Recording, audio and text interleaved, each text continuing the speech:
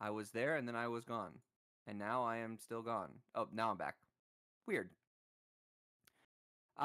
Technical difficulties after being gone for a month. Hello, everyone. Hello, friends and enemies. I'm here with my good pal, Ali. This is Default. Hi. Uh, I've been gone for a month because a lot of stuff went wrong. I ended up failing both of the classes I was in for college and had to go to the ER for my back. So I couldn't sit for a good like week and a half. Hello, Chris. Damn, not being able to sit sucks. Hi, Chris. Yeah, it was rough. I can finally sit long enough now that I can potentially stream again. But yeah, like literally, it was so bad that I had to either lay down or like hobble around, and sitting down hurt too much. Um, so yeah, essentially, I have a almost herniated disc. I don't remember the exact term for it, but basically, it hasn't quite herniated yet, but it is close, and that's the reason I'm in a lot of pain. So there's that.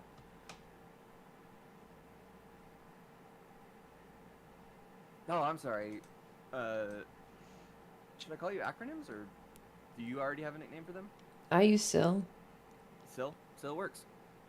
Designing an escape room is going to be fun. I'm hoping it is at least.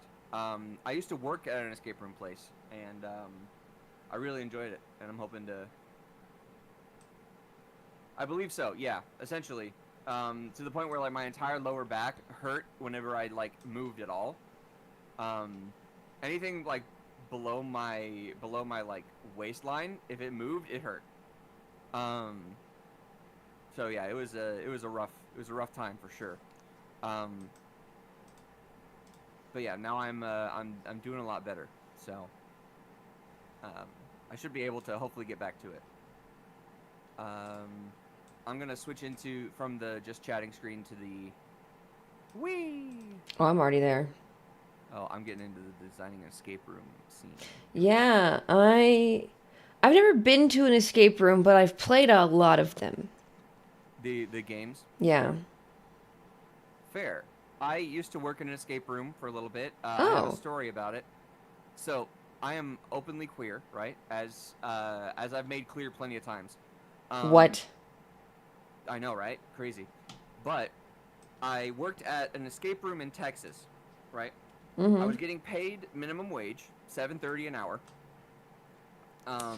Or like 5 cents more than minimum, but basically minimum. Um, and they had this system there. Um, I know, crazy. Still, what was I saying? Right. So I ended up going and working there for like 2 to 3 months, right? But at the beginning, I was one of the only like visibly queer people working there because it's Texas, and they had this system in place where it's like you would get stars. It was like a star board, right? It was like a star chart, like a chart where like in elementary school, kids would get stars for good behavior and whatever. Like if you got a certain number of stars, you got a lollipop or whatever. Um, in this one, it was whoever got the most stars in a month would get a $25 gift card to their choice of place, Oh, that's right? cool. You say that. However, it was like whoever got the most like tags on Yelp or like with their Oh, specifically with their name on it, whoever got the most like reviews on Yelp with their name on it, whoever got like the most people coming back, like each stuff was worth a certain amount of stars, and I was less cool. vehemently against being on that board. I'm like, I do not want to compete with my coworkers. They are my friends. Um, Yeah, also, it's like you could do it in a way that's like not a competition. exactly. Like you can encourage this without creating a competition for it. I'm not competing against my coworkers get to give the customer a good experience. I enjoy this job. I want to make it fun for everybody, right? Like that's the whole point. So what I'm doing, what I'm like I don't want to make this like a negative experience for anyone. Um, and that includes my coworkers because they're my friends. Thank you for the follow.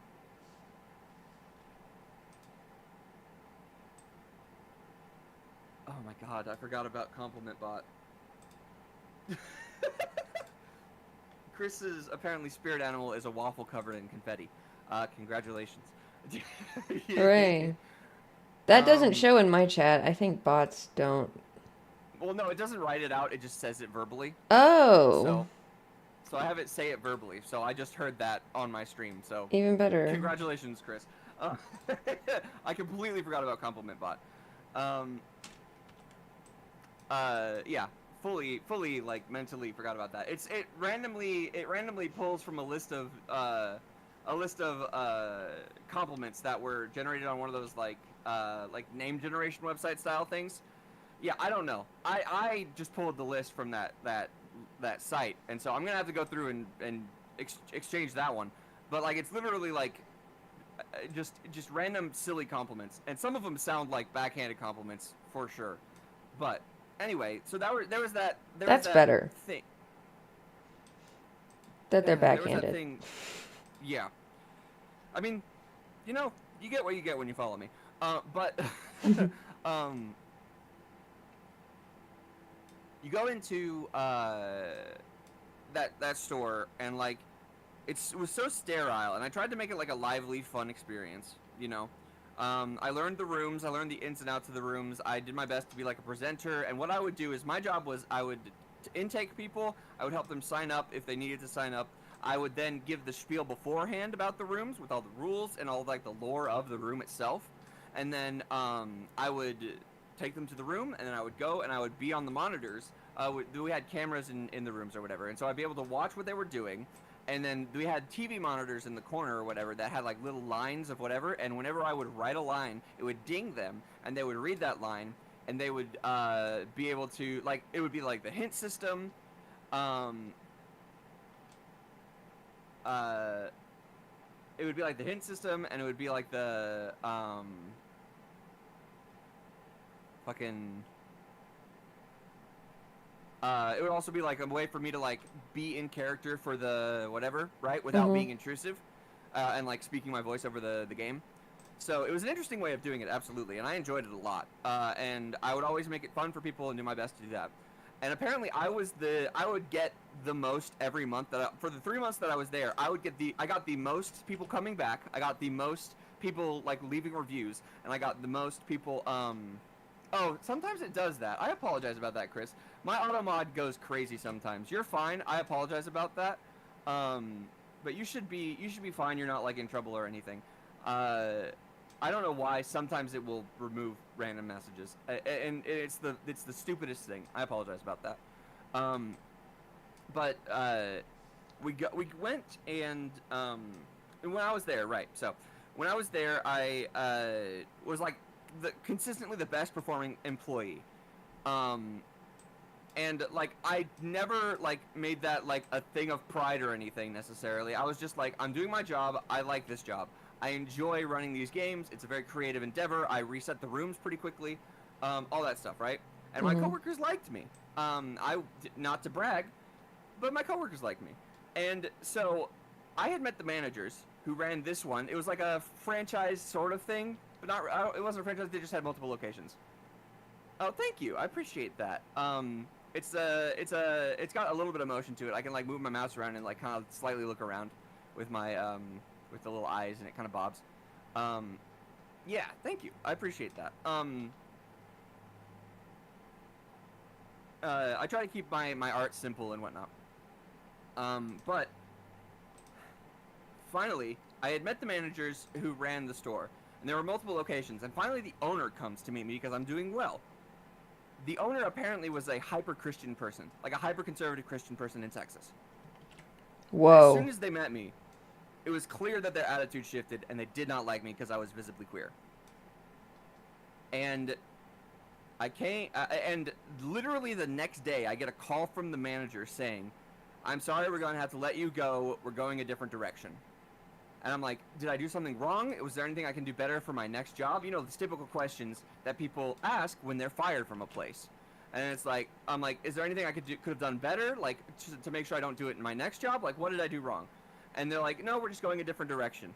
And they said that 3 times and then hung up. And, like, it's not the only time I've been fired, but that one was the most blatantly, it's because you're queer. And I was so pissed because I love that job. and it was a creative job, but I just happened to be visibly queer, and the owner did not like that.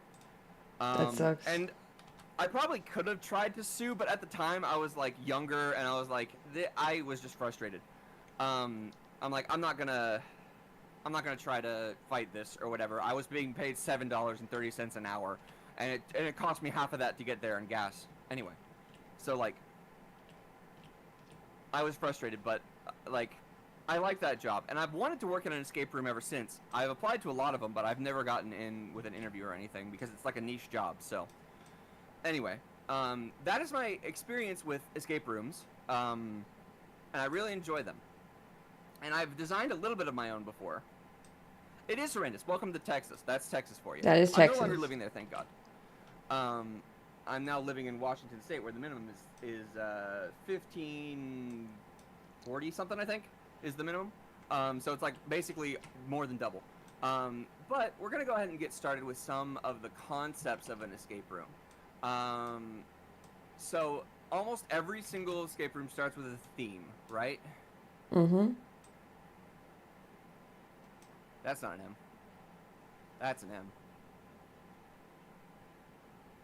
So some of the themes that I've had in mind, I know, but I love that job, and I was willing to work at minimum wage because I needed a job, and also it was creative, and it didn't burn me out. So the themes in the place that I was at, one was a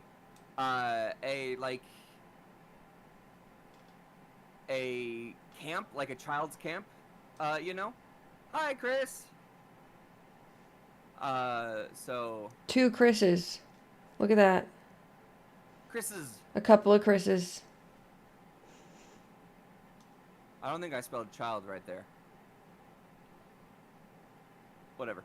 I can't tell. So it was like a campgrounds theme. There's only enough room for one.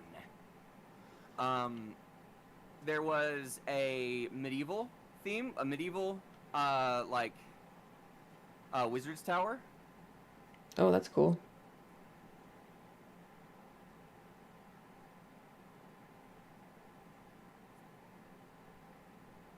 There was a penthouse apartment.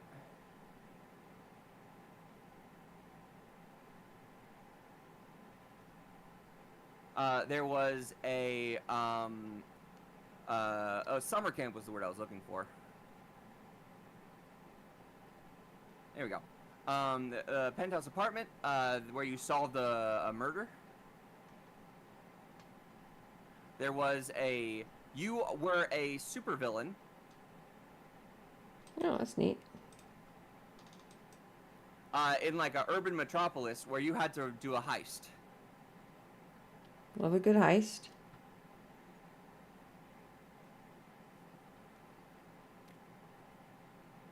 My handwriting is just getting worse and worse. Supervillain Metropolis heist. And there were a couple of the rooms that weren't as like interesting to me that I can't remember. Oh, there was a pirate one. Yeah, I get that being less interesting. And a Wild West one. And a Wild West. Yeah, compared to Medieval Wizard Tower. And Penthouse Murder.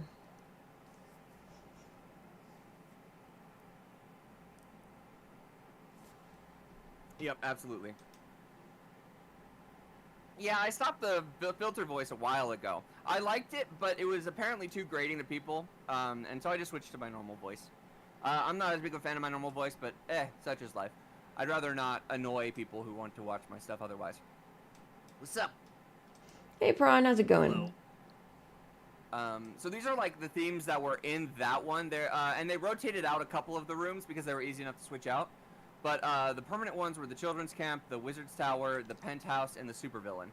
And then they had 2 other rooms that they would rotate out. These were the ones while I was there that were rotated.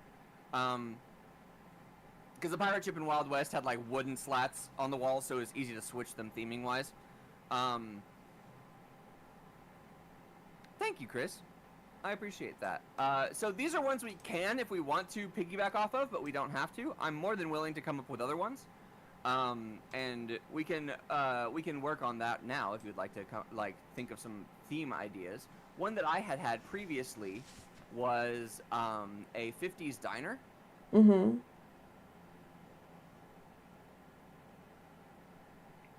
Mystery.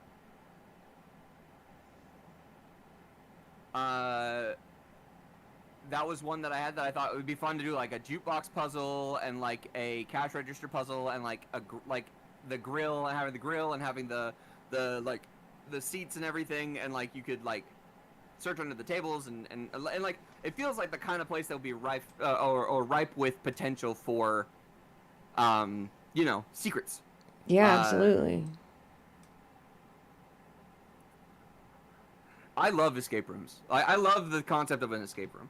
So that's one that I had, an idea I had previously. I have also, it'd be a little bit more difficult to design, but I think like a ship, not a ship, a spaceship.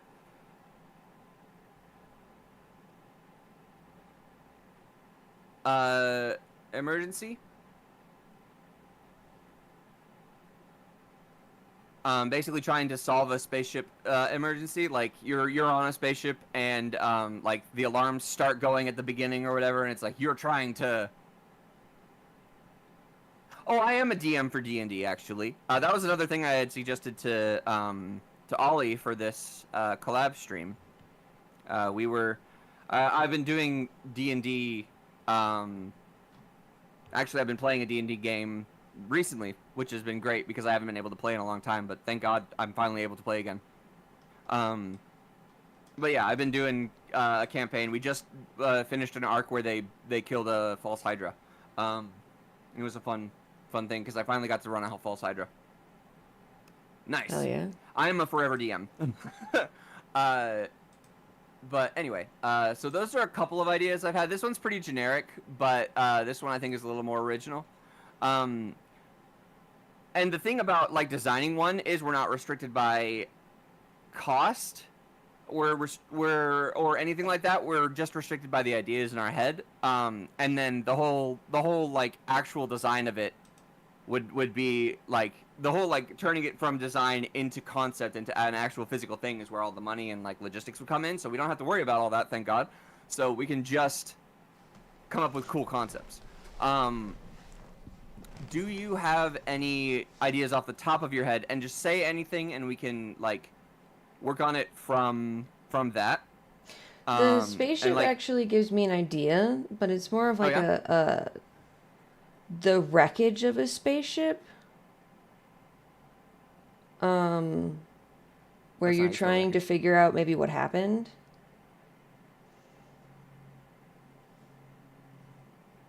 And also maybe you could have it like turn on partway through, and then you have to deal with like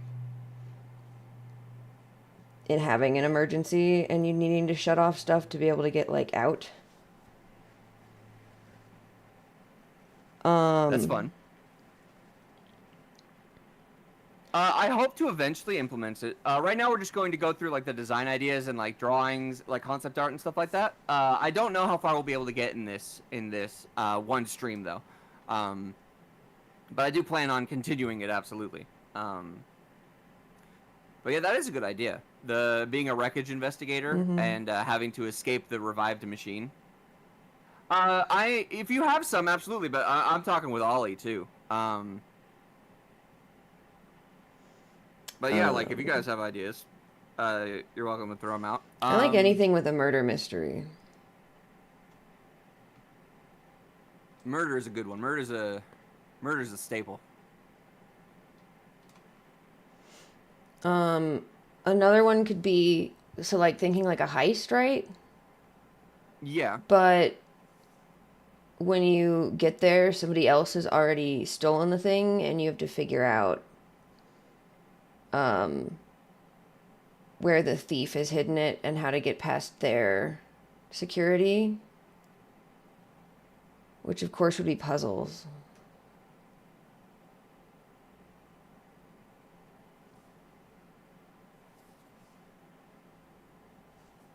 Get there and heist the heister. Hey, Hey, Crafty, welcome back. Hello, Crafty.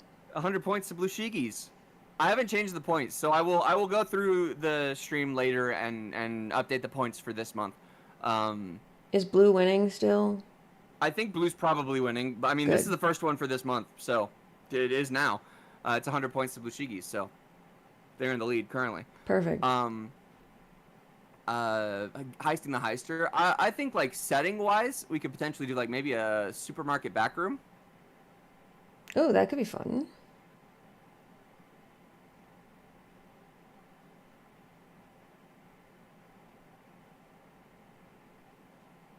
/ like break room area.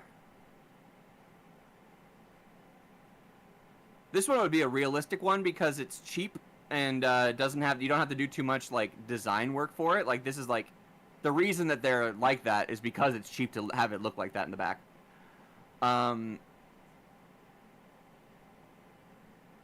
What medium are we making this in?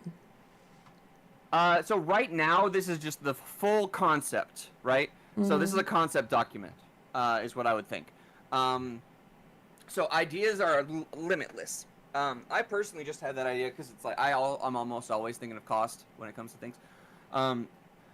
Perhaps a modern semi-future lab scenario, an asteroid en route to Earth. For whatever reason, you are the only ones able to get the systems up and running in the lab to turn on a laser or rocket to destroy the asteroid.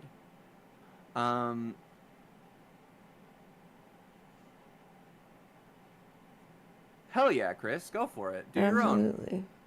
Escape Room Revolution. That sounds like a game in and of itself. Turn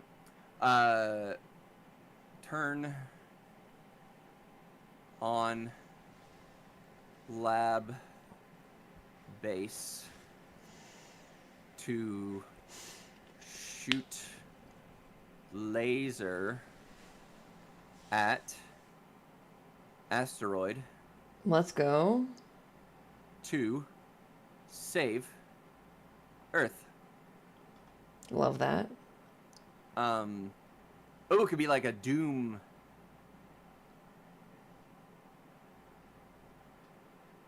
That feels very Doom-like. Like, because hell and all that jazz. Just a Doom-themed escape room would be fun, too. But, yeah. Something very, like... Fair. Like Doom, like, looking... What if you want to save yourself and not necessarily Earth?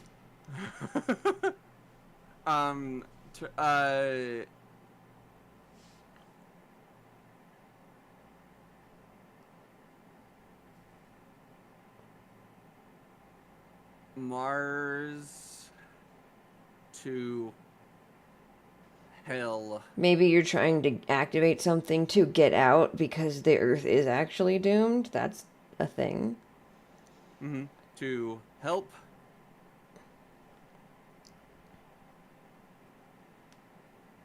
Doom Guy. Hell yeah. I think that'd be fun. Be like, you're one of the only people that have like access to the system, and you're like, I don't want to be here. I'll help you, Doom Guy, if you help me, or whatever, right? Yeah. That could be fun. That could be so aesthetic too. Absolutely. Doom Guy is objectively hot. But he's already marrying the dog from Animal Crossing, so oh well. I love them together. Yeah. Why don't I remember Elizabeth? No. It's something like that. Isabel, thank you. Isabel, thank you. Yeah. God. He's already married to Isabel. Oh, get out the copy pasta. No. I'm okay. We're okay. We're moving past it. Oh, the internet has ruined so many characters. I love that. That is such a cute little scenario. It just happened because they came out on the same day. Let's see. What else? There's got to be some other good ones. We got a good list of ideas here, but I want to come up with a couple more just to have like options, and then we can flesh out some of these.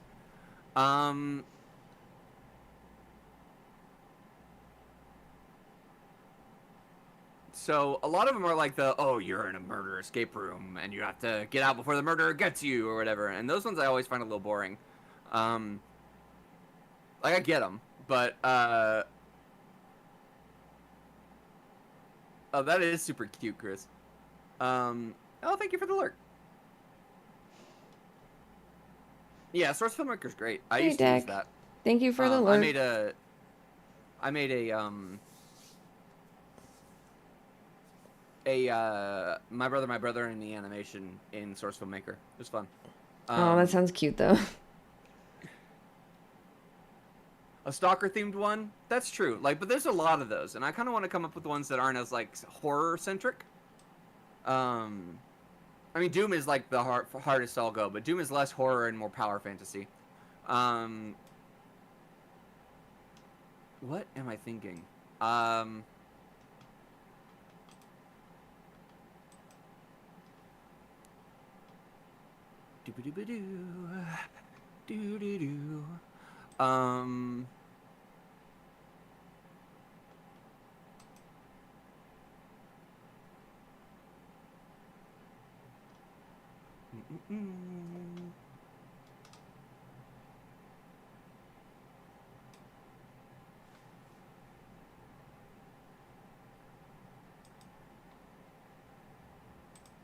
Oh, Gary's mod? Yeah. Helldivers.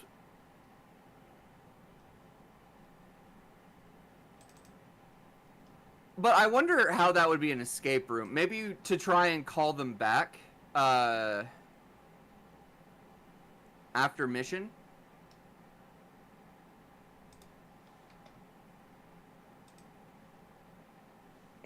That could be cool.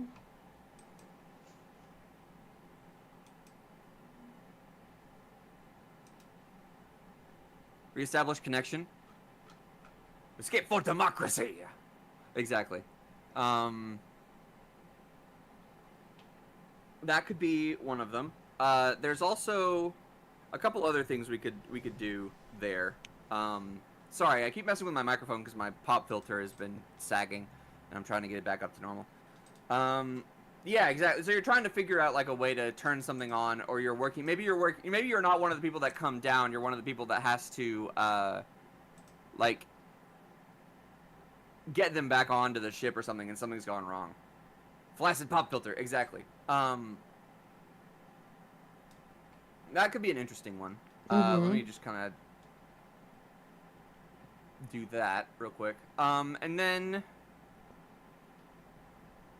I had a kind of idea. I was thinking maybe like a Backrooms one. Ooh, that would be fun. Backrooms or SCP themed.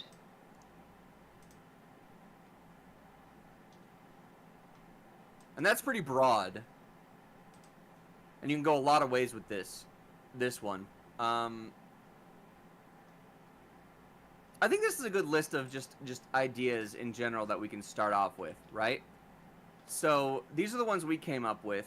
An engineer team working to enable stratagems and the needing to help Pelican 1 get the coordinates to pick them up. The problem with the cargo door needing to be fixed so that they can enter before an enemy bot's cannon from the planet shoots it down. That could be interesting for sure. There's definitely a lot of stuff here.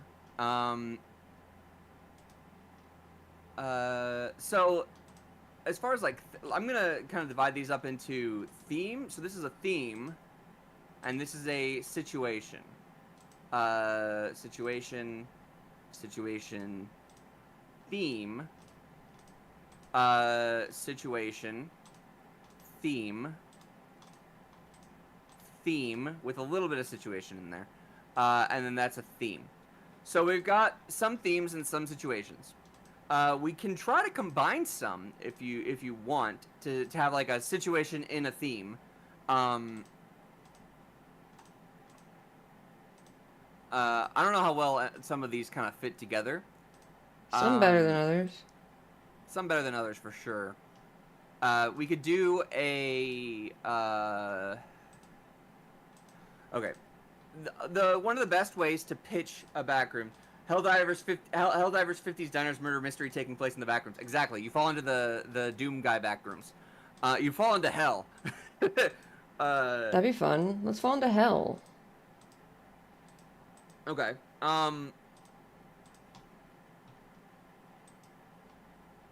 The best way to like pitch an escape room is to have a sentence. You are a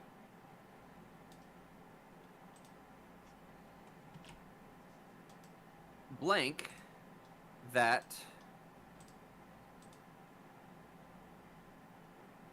blank. You are a investigator, whatever your job, career, whatever is, the reason you're there, right? So, do any of these particularly stand out to you as ones you want to do right now? Because we can always come back to these later if we want to make this a series. I mean, I do like the shipwreck, the spaceship. That's fun. I like the yeah. I like the backrooms theme. Okay.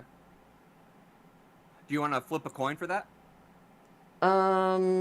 Sure, unless there's one that you prefer between the two. Yeah. I think there's more to go off of for the spaceship one at the moment. Yeah. And we can come back to this backrooms one at a future date.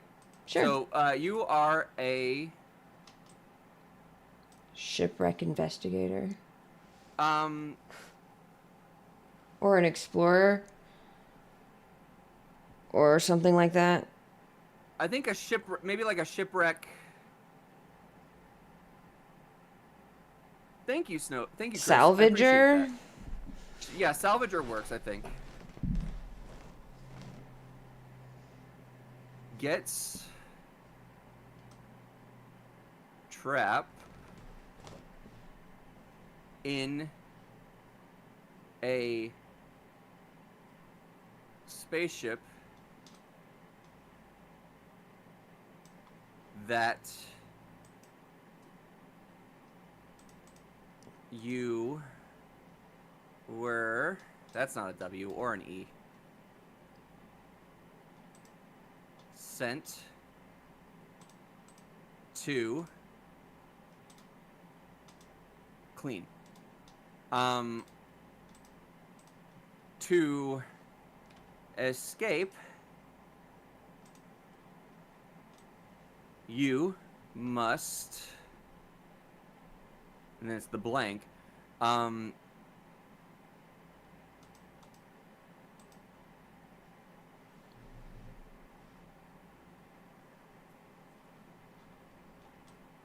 solve puzzles.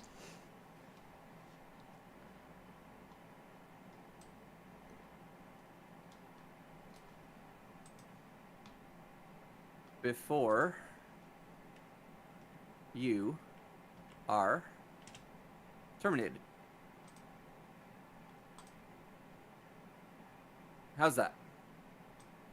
Yeah. So it's sort of like a Mad Libs-esque system to help like design a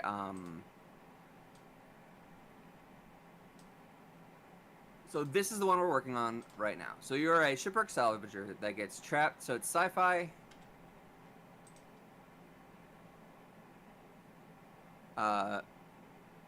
Low fantasy. You're a shipwreck salvager that gets trapped in a spaceship that you were sent to clean. To escape, you must disable the security system before you are terminated. Fantastic. So we got our first line there. Now let's go over here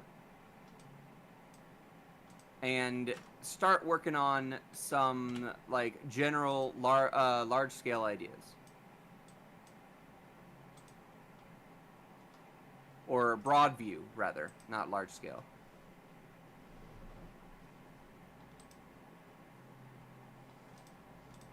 So, since this is a spaceship,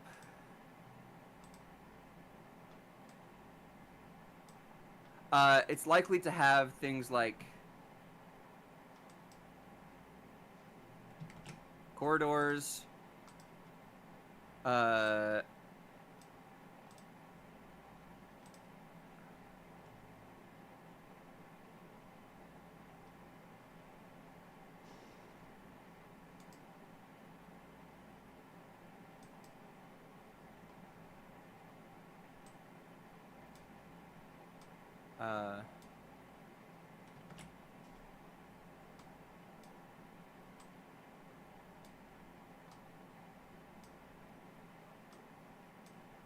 mess halls. So these are the general things that you'll find in like a run-of-the-mill spaceship, right? Mm-hmm.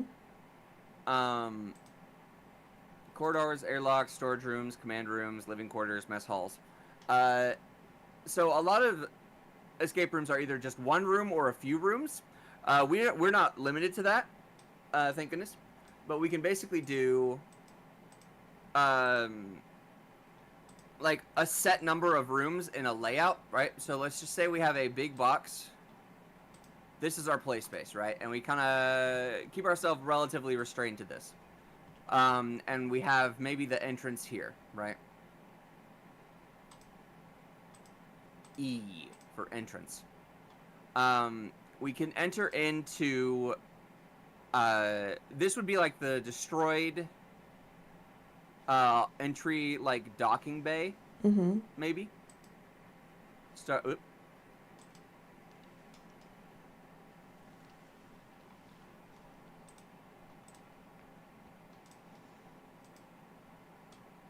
Right, and usually you want to have, in a multi-room one, you want to have a couple puzzles per room that can be solved at the like in tandem. Usually a group will be going into an escape room, right? Mm-hmm. And so usually you want to have a couple of puzzles per, if it's a multi-room one, you want a couple of puzzles per room that then unlock the next room, or a couple of rooms at a time, so that people can branch out and work on things, and if they're stuck, can go and help the other party, etc. So, for example, if, say, this is the docking bay, and then we have a corridor here that leads to a storage closet,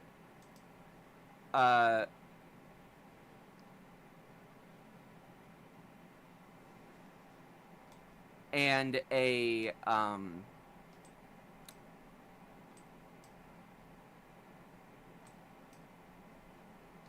so usually you have to have at least two, but it's between the rooms that I ran were between 2 and 8 players at a time, right? So you have a storage room here, perhaps, and then it also leads to maybe a command bay and a mess hall. So let's say this is another corridor that leads to the mess hall over here.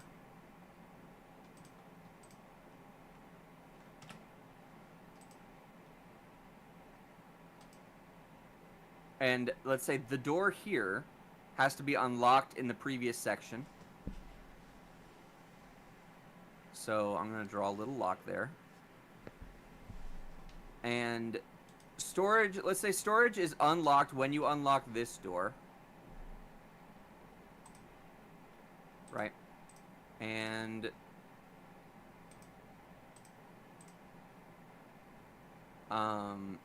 so that's already unlocked. And then say this leads to a couple of different spaces. This could be better organized here. Let me I need a bigger eraser.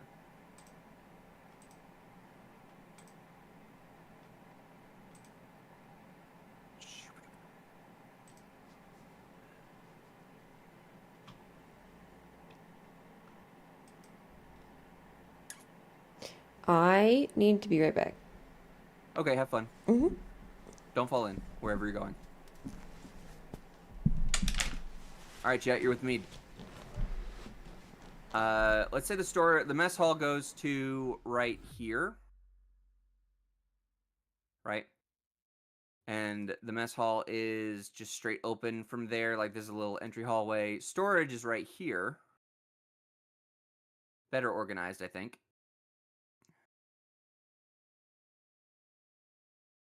And then we'll say this corridor leads to another corridor,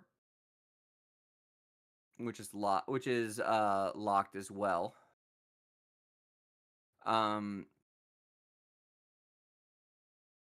To the living quarters and the command room. Let's make the docking bay a little smaller. Maybe something like this.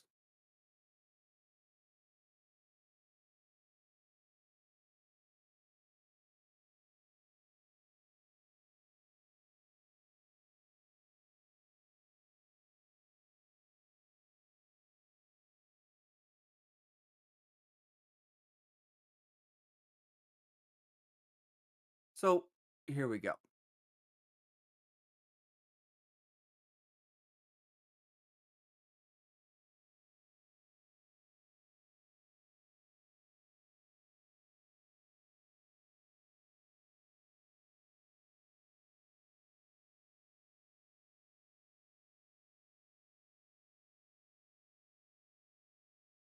Right, this seems like a tangible way to lay out the rooms. Let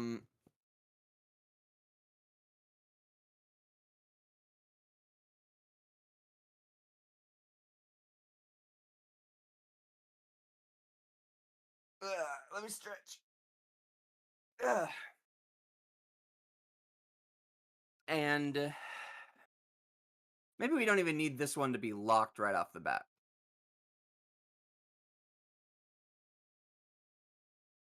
We just have the 2 corridors just available to you as soon as you enter.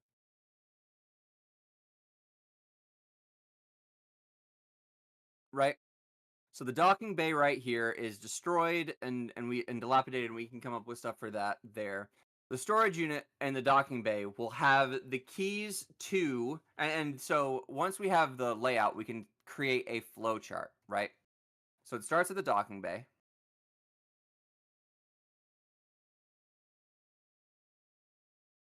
Which then leads to the corridor.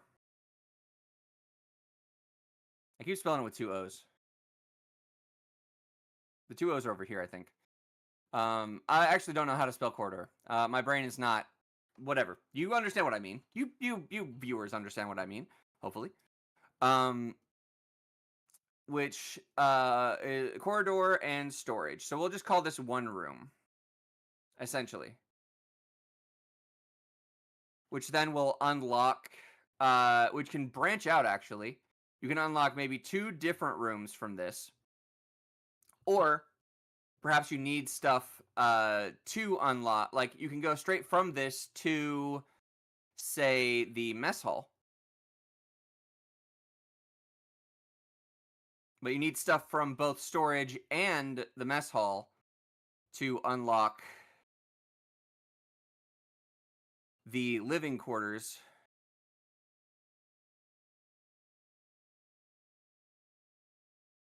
And you need stuff from the docking bay, the mess hall, and the living quarters to unlock command.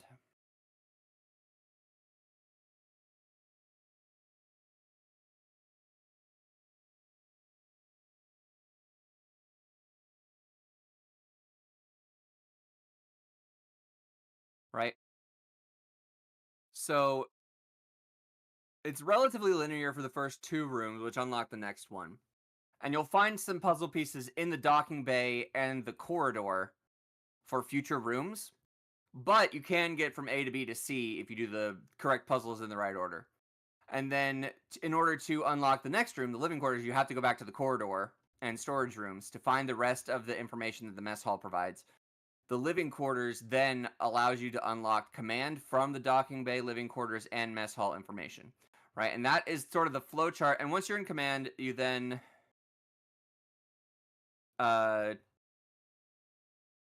turn off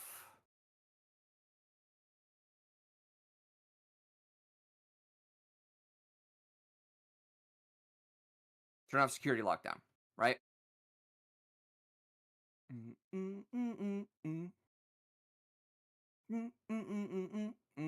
And then, so each of these arrows represents a puzzle or two, right? So that's 1, 2, 3, 4, 5, 6, 7, 8. 8 opportunities for puzzles, and you can add more in these locations to connect multiple puzzles, right? So maybe you have to solve a puzzle in order to unlock access to this puzzle, right? So that is where the complexities of an escape room start to build. And you want to have a story as to why this happened, right? You're so back. Welcome back. So what I've done is I've set up the rooms, right? It starts with a docking bay, corridor, and storage, right? So the docking bay starts off, you're locked in the docking bay, and you have to get through this door. That unlocks the corridor and storage, which then you get information in the corridor and storage to unlock the mess hall, one of these two doors, right? Mm-hmm. And let's say maybe this is the kitchen area, and you can see the kitchen area, but you can't access the kitchen area until like later on or whatever. Yeah. So you know it's there. Yeah. Right. And so the floor chart would then use the mess hall and information from the corridor and mess hall to unlock the living quarters, and then you use the information from the living quarters, the mess hall, and the docking bay to unlock command, which then turns off security. So each of these arrows essentially represents a puzzle or two, right? So there's 8 arrows. 1, 2, 3, 4, 5, 6, 7, 8. So 8 arrows at base, which can then be moved into... Let's say you can only unlock the let's add another one in here. The kitchen directly from the living quarters, which then can also help you unlock command, right? So let's just throw that in there to have an additional room that's visible but not accessible from the mess hall. So storage is unlocked at the start. But each of these other doors is locked, and you can get into those doors via some information, right? So there has to be a story as to what happened here that the players figure out throughout the course of the game.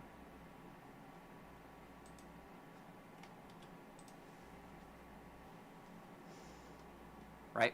Yeah, like why the ship crashed. Mm-hmm. There's always a what happened here in a good escape room. Not every escape room has one, but a lot of them are basically what happened here, and you're figuring that out. Yeah. Right?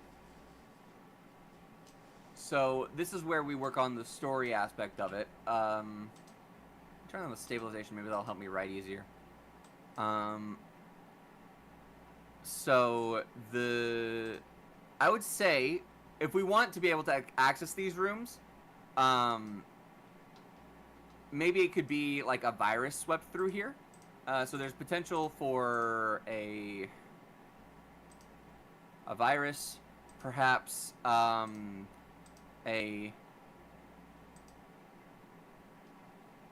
murderer ended up killing most of the crew, or a hostile entity. Or mutiny.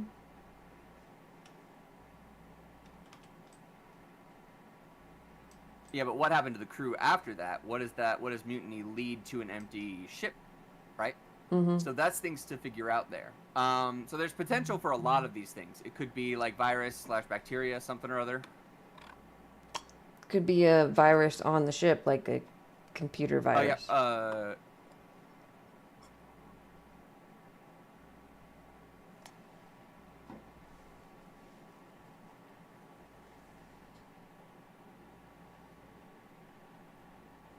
Computer or living virus.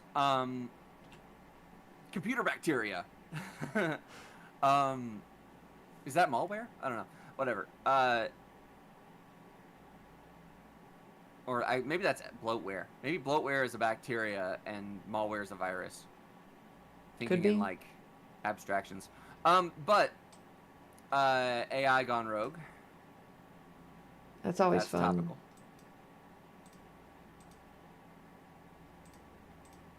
Very So marathon these are, coded. huh? Very marathon coded. Indeed. Same with Soma. I'm getting a lot of Soma vibes from this, even though it's underwater and not in space. It definitely feels like it's in space. Oh, I was thinking a spaceship. Yeah, I was thinking spaceship as well, but my brain immediately was like, a lot of these connect in my brain to Soma because of the story of Soma. I love Soma. Oh, I haven't played Soma. It's so fucking good. You should play it. I played it with Honest back a while ago on stream, Soma. and it was great. I played it before on my own, but I played it with Honest to show it to Honest. Fantastic game. Highly recommend. Right, so there's a multitude of different reasons, and that would also it could be maybe asteroid hit. Right. Mm-hmm. Cause people to try to escape. So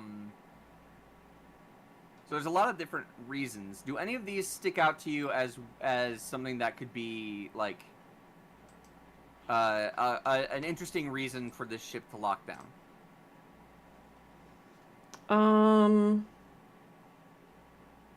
I like AI Gone Rogue. Okay. So I have Soma. Nice. I just haven't played it. It's in my Steam library. 1000% you should play it. Noted. I'll put it on the list of things on my short list. Hell yeah. I like AI Gone Rogue. I like Hostile Entity. A la Alien. I like a virus. Like a... I don't know. Maybe it kind of makes people... As it's... Sort of like a... Like a zombie thing, right? Zombie kind of like virus? takes over them. Maybe not quite zombies, because I think zombies are kind of boring at this point, but you know what I mean, right? Yeah. Like a body snatcher. Yeah, it could be. That could also work in Hostile Entity. Hi, Kim! How are you doing? Hello. I got a hi, how are you from Kim. How you been? We're making an escape room. So... Whoa! A resubscribe. Thank you. 12 months. That's crazy. Let's go. Jeebus Creebus.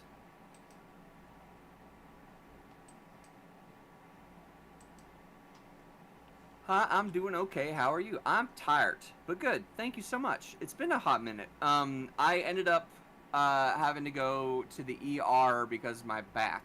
I have a almost herniated disc that essentially damaged my sciatic nerve, and I was stuck in bed for several weeks, or a week and a half, essentially.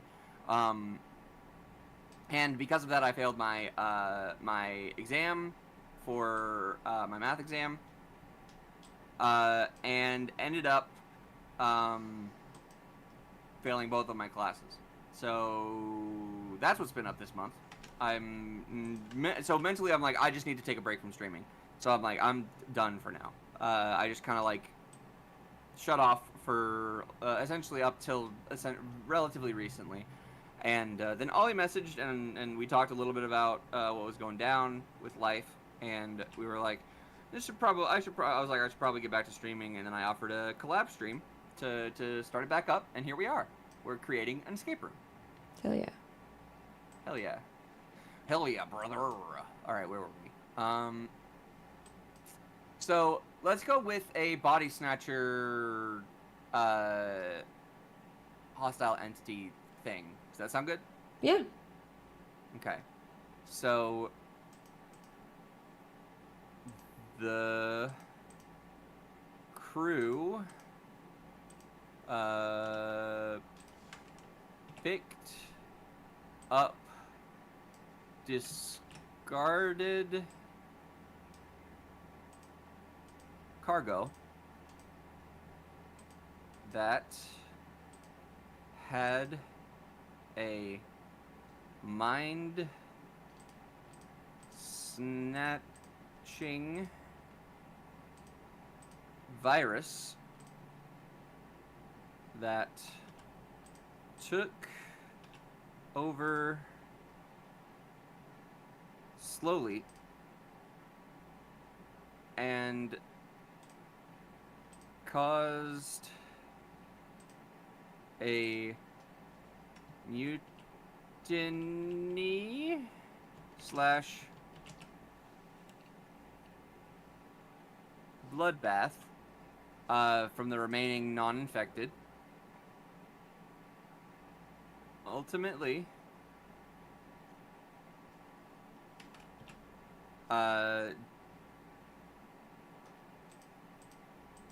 the crew. Hey, Goat. Thanks for the lurk. Thank you for the lurk.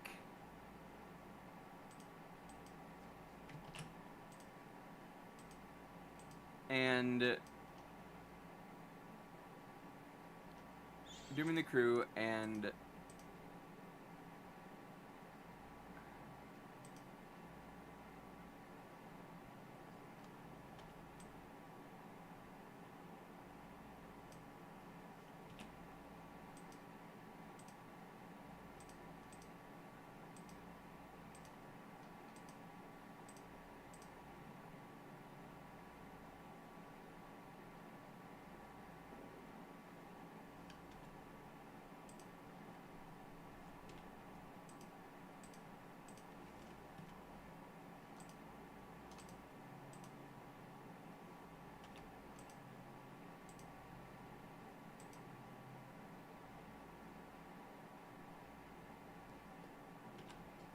how's that sound as a backstory? The crew picked up the discarded cargo that had a mind-snatching virus that took over slowly and caused a mutiny bloodbath, ultimately dooming the crew and causing the ship to eventually send an abandoned recovery signal to the players. And that's where we come in, to figure out what went down. It actually adds an element of, like, are we in trouble here, too? Yeah. Yeah, exactly. You have a puzzle where you have to use, like, a hazmat suit to, like, interact with something, too. That could be cool. Perhaps, yeah. It could be that, or it could even be, like, you figure out the daunting doom as, like, you don't know what's going on here. All you know is you got a recovery signal from this ship. So you go in to investigate, and then the horror of it dawns on you as you're going through the rooms. I think that is a fun twist on an escape room. Absolutely. And, I'm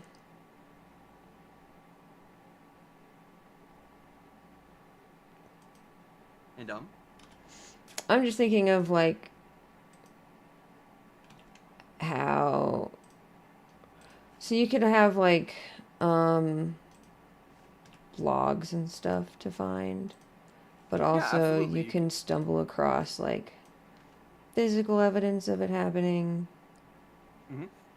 And exactly. Like, this gives a lot of opportunity for where the puzzles lie. And so a lot of puzzles work off of simple, like, mechanics, but that are themed to the world, right? Mm-hmm.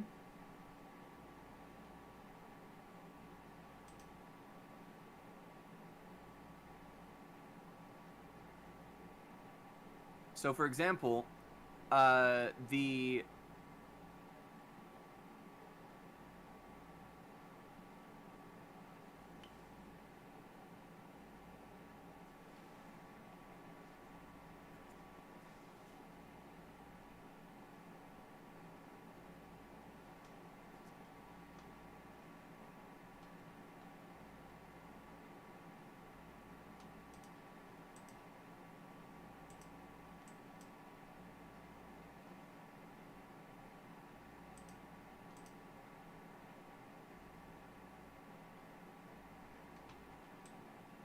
Oh, ads are going. Oh, ad time.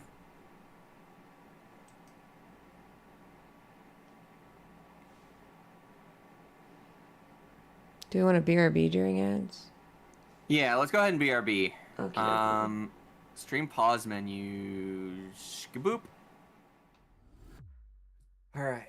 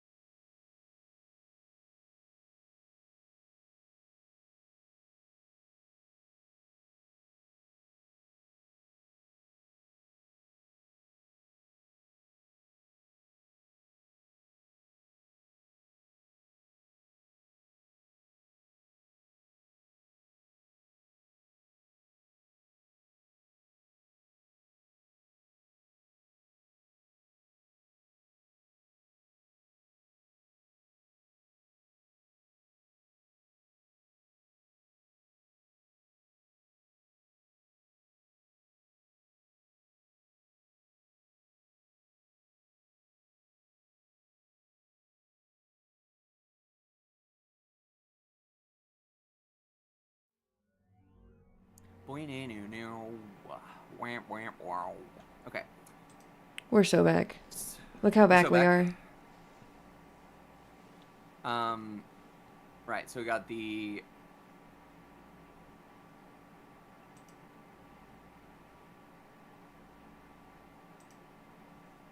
It could be find a key card of some kind.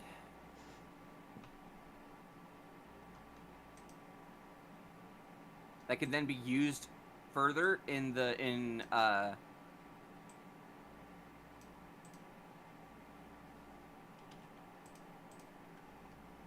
so it can be a key to multiple things, potentially. So oftentimes, so there are, essentially, an escape room is a series of locks and keys, right? Mm-hmm. So the airlock door is a lock. The key card is a key. Very clear, straightforward. But other things like codes are keys. Number pads are locks. Oftentimes, and then magnets can be keys or locks, right? So, say you have an item that has to be placed somewhere specific to unlock something. That is, the magnet on the bottom of the item, it makes that item a key, and the magnet in the desk, it makes that the lock, or whatever, right? Mm-hmm. So, those are often used. So, different, visual identities. For example, the rotation of certain items are important. Could be used like different things, but it has to make sense in the lore, right? So our lore has a lot of things that could be like notes or things hidden in notes, things hidden in whatever. The idea that they are body snatcher, as a body snatcher virus, means that not everybody is infected at once, so the people that are infected have to communicate via code. Or hints, codes, or slash double talk.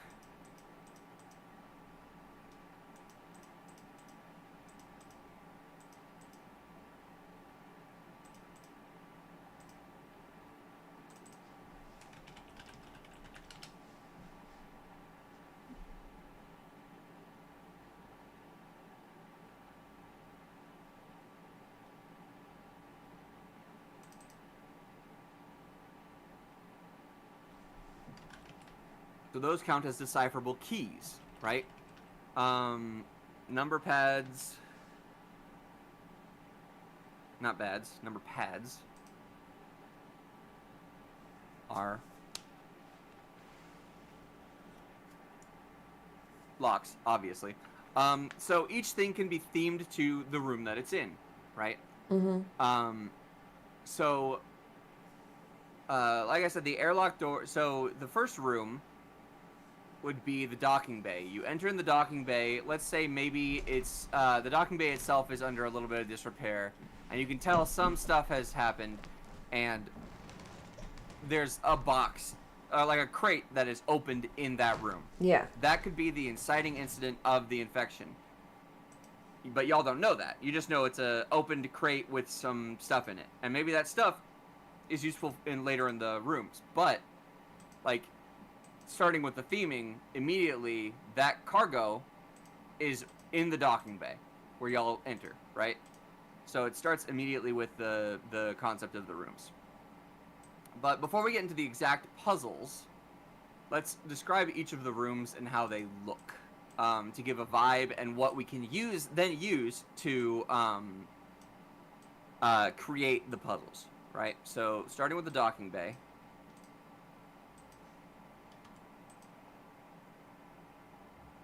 It is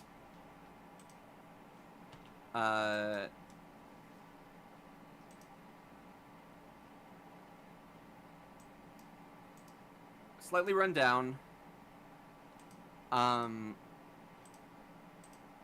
One wall lined with spacewalk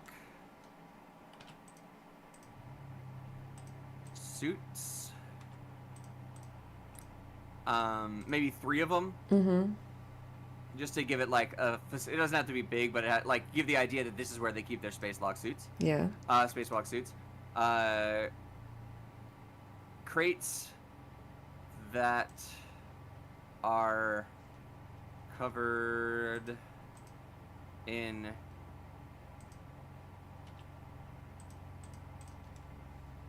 one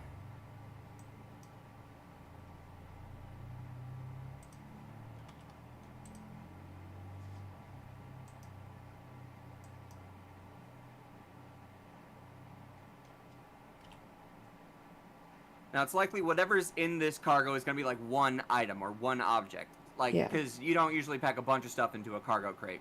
Usually it's like all of its egg substitute or all of its toothpaste or all of its, you know, whatever, right? A product of some kind. So we can figure out what product is packed into these, and like it could potentially be like a powder substance of some kind, but that could be messy. It could be a, maybe it's hard drives or something. It could be a lot of different things, right? But this is something that would need to be figured out. But it has the crates in it, and it would also have the airlock door.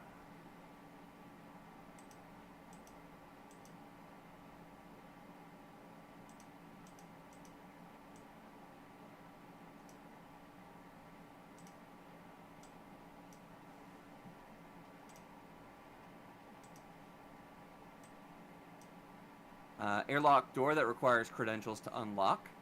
So usually you want the first puzzle to be something easier so that players start getting the momentum of solving puzzles. So every single first puzzle in all of the escape rooms I worked in was a very easy one.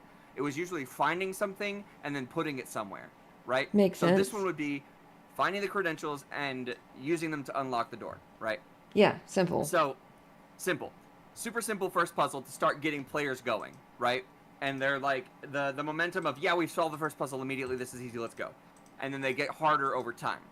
So, like, the airlock you having to find the credentials in a spacesuit, and then unlocking the way to the hallway is a super simple puzzle, but it is still an obstacle into getting into it, right? It is, I think, a fantastic, like, first puzzle for this docking bay room. But I think there should also be a couple more things in the docking room that aren't necessarily useful yet, right? Like, so what could be in the crates is one of them. Maybe one of these spacewalk suits has something else in it or attached to it, or there's a clue on it somehow, like one of them's like torn up or something. There could be a lot of different things. Maybe there's a note in one of its pockets, right? A weird substance, even. Yeah.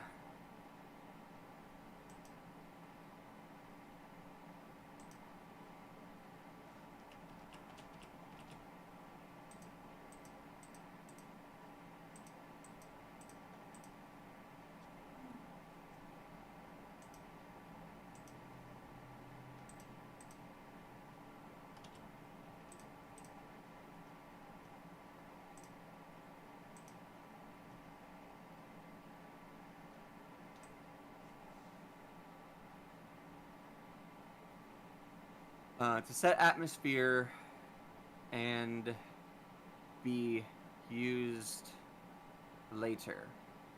So something that escape rooms, at least the ones that I've been to, love to use are black lights. So it could be fun. A black light blood message.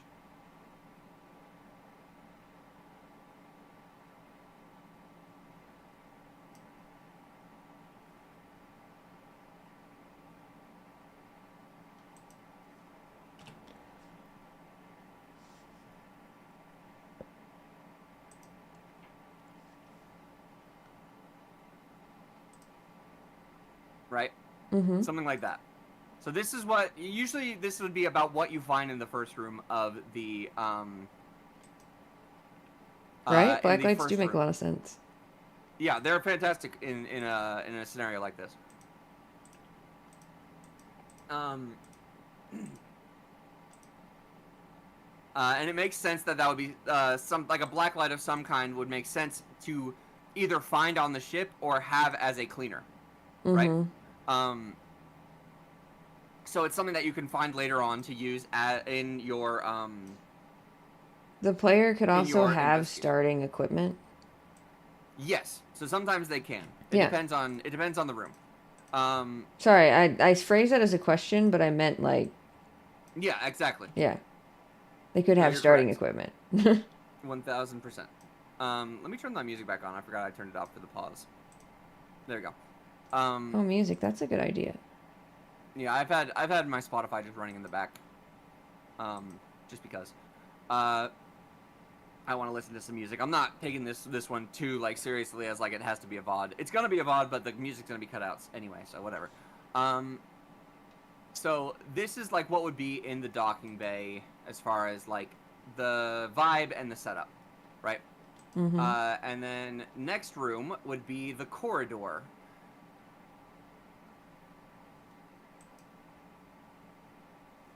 I can't spell corridor to save my fucking life. I think that's how you spell it, but I'm probably not correct. I think it may have 2 R's. I think it's 2 R's. Hey, I can look. We have technology. We can Google. We have the technology. It's 2 R's. Okay, like this? With 2 O's as well at the end, or 1? That's correct. The way you have it's correct. Okay, fantastic. Finally got it right. Let's see, corridor. The corridor is going to have more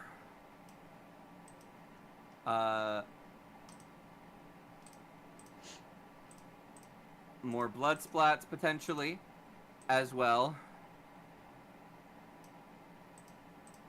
as maybe bullet.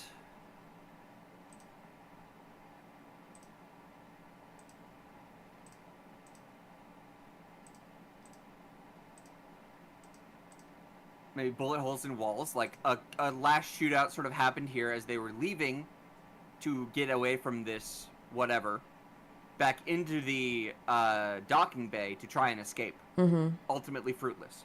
Yeah. So maybe the story is like there was a last shootout in this hallway and they had to leave.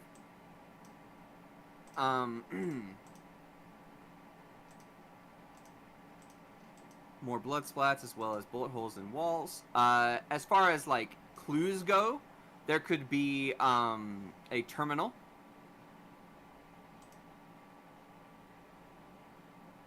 With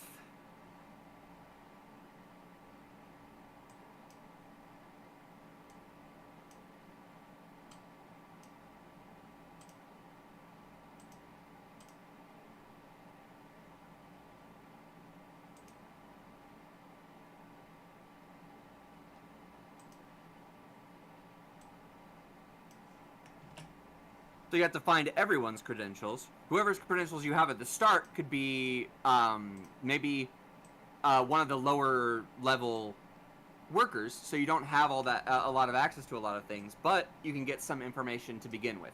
What's up, kitten? Hi, baby. My baby's yelling at me. I probably have to feed them real quick. I will be right back. Very important. Indeed.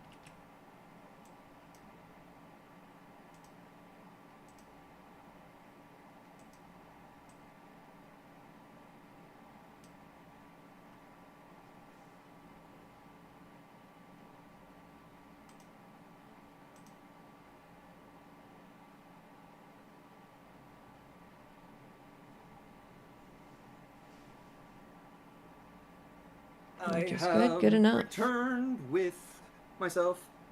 Welcome back. Thank you. What y'all talking about?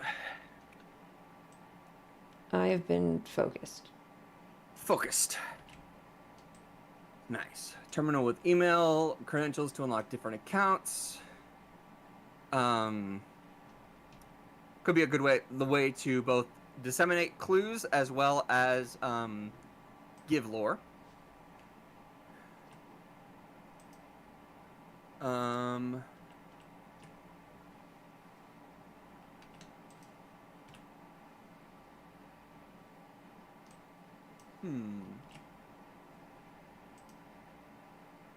The quarter doesn't have to have a ton, but it should have some.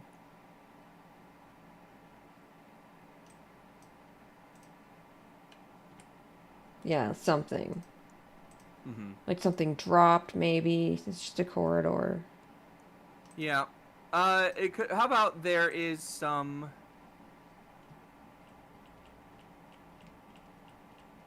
Maybe there are.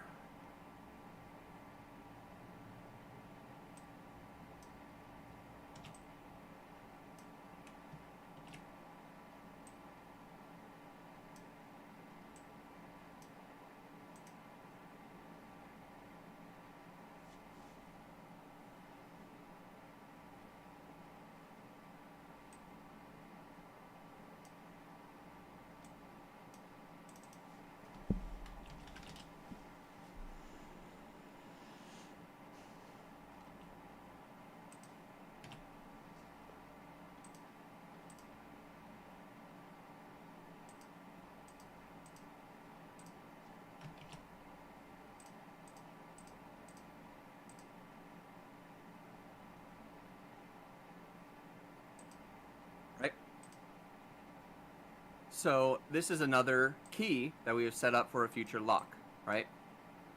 Mm-hmm. Page marked outside of the crew living quarters contains a clue on page that is marked.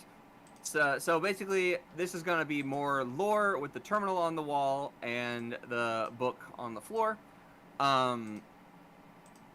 Maybe the book could be a book that, like, if somebody has read it, it hints towards what that is, right?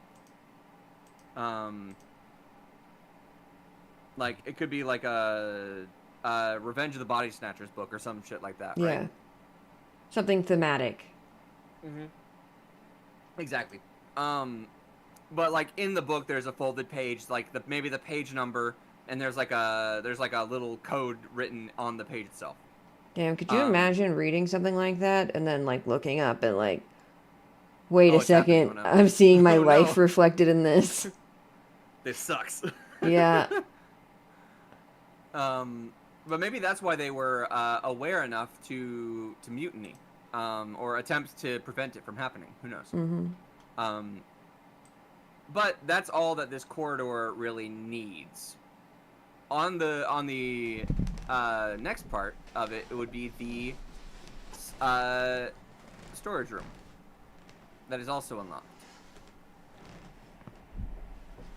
The storage room could have where they drug the cargo, so... Yep. We can get more information there. More cargo boxes. It could have cleaning supplies.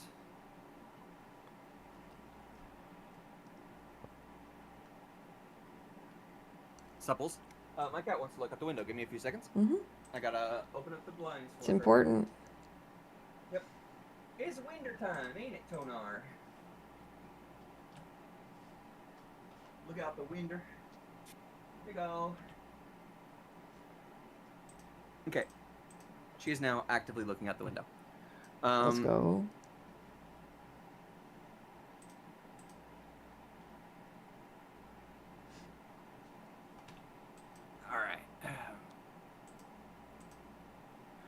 Okay, it also could have the...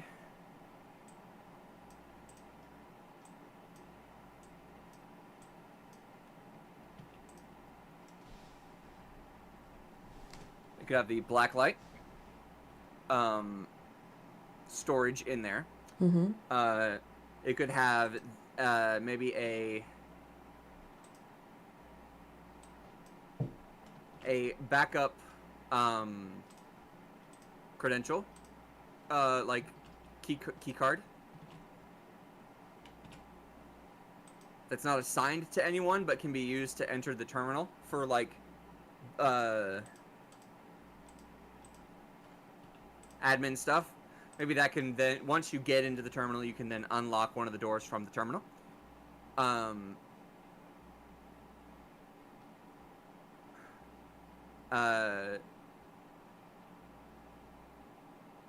Maybe something was hidden by the body snatchers in here.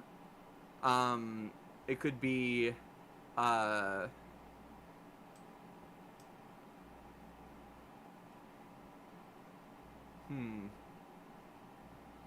What are their motivations? What are they trying to do? Take control of the ship? Yeah, it could be that they are just attempting to propagate their species by taking over humans. And they happen to have been ejected out of another ship to save that ship, picked up by this ship and unwittingly, and it started infecting them. And maybe their goal was to get back to a planet to spread further. So maybe their goals was to just survive and not be noticed, but that went downhill.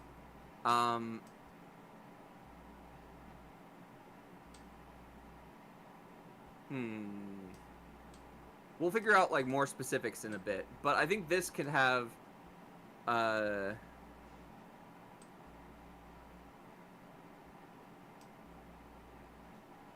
open to further information. It is so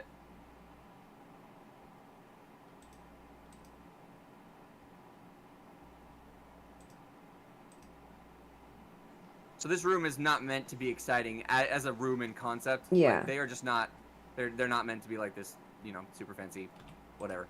So it's just a storage room that can be thematic. That would then, maybe we could unlock the mess hall via the terminal, admin terminal.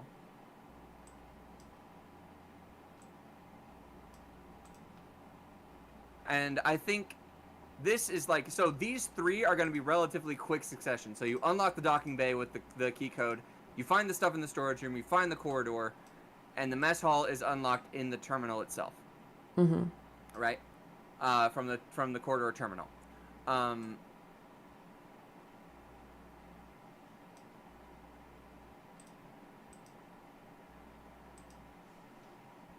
And then that's where, like, so these are pretty rapid fire that you're going to be using going back and forth between other rooms.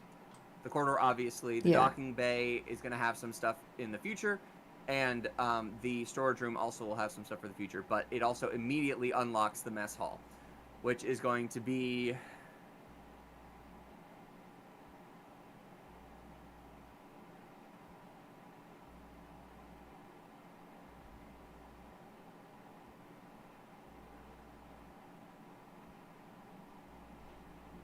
your tables and benches with trays and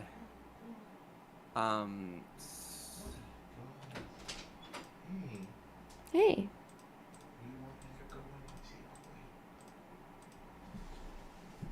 Hello.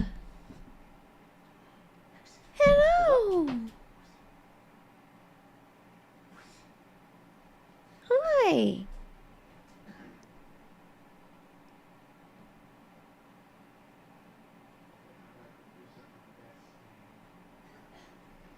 Oh, big stretch. Oh, is there a pet? Yeah. Blythe is in here. Sweet. Oh, adorable. Apparently he was outside my door. Aw. Poor Babin. He just wanted in. He just wanted to hang out. He doesn't have a chair in here like he does in Kevin's office, so... Aw. Poor fella. No, I think he's fine. Okay. He's got chairs everywhere. He's got his chairs throughout the territory. Mm-hmm. He makes himself cozy. Yeah. Oof. Oof. Eek. Ah.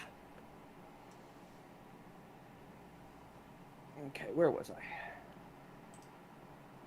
Sorry, I was putting a shirt on because my cat wanted the window open more, and I don't want to be seen without a shirt. Probably good. I can't be seen without my glasses. That's a Johnny Bravo quote. When I go outside naked, people throw garbage at me. Mm. That's a Friends quote. Ah, I did not know that. We both quoted things the other probably didn't know. I didn't know that. I have seen Johnny Bravo, but like... Yeah, it's actually a Scooby-Doo Johnny Bravo crossover episode. You know what? I have seen that one. It's when he and Velma bump into each other. They both drop their glasses. She says, "I can't see without my glasses." I can't be seen without my glasses. Yeah. Yeah. Forgot about that. They end up putting on each other's glasses. It's very funny. It's a fun little scene. Okay, so in the mess hall, a few tables and benches with trays. Can see into the kitchen, but cannot enter. There is a condiment / yeah. Counter. I can't reach you from here. For that contains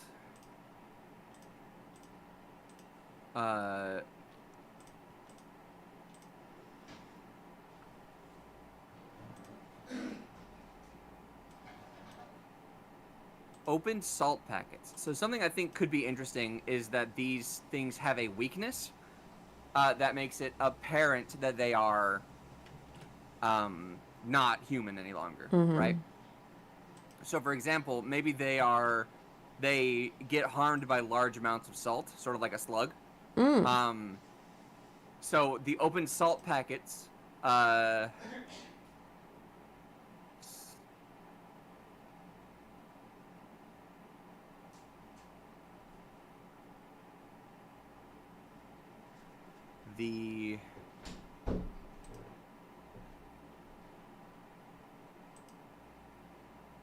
So that is a clue as to maybe what happened here. The salt underneath, right?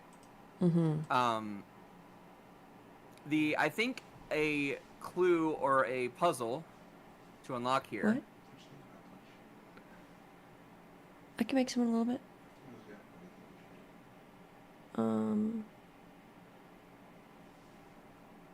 We got soup and rice balls. Sorry, Kevin's asked me what we have. No worries.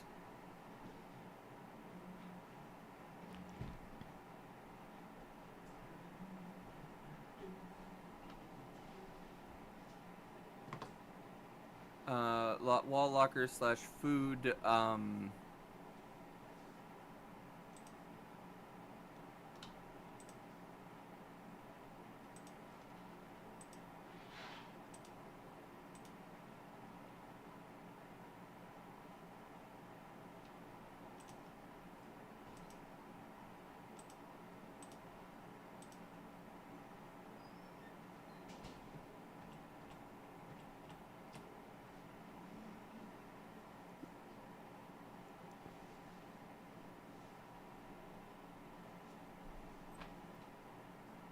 Use it to sub to Ollie. Subscribe right now.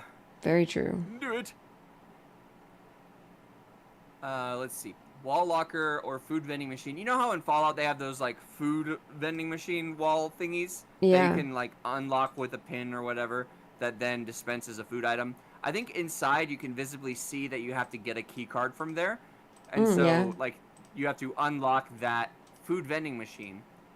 to get into, to get that key card. And I think that key card can then unlock the command. So it would be a later key card to get that you can unlock that vending machine from in the kitchen. Because that makes sense to me as like you can see it, but like that's where the food is put in.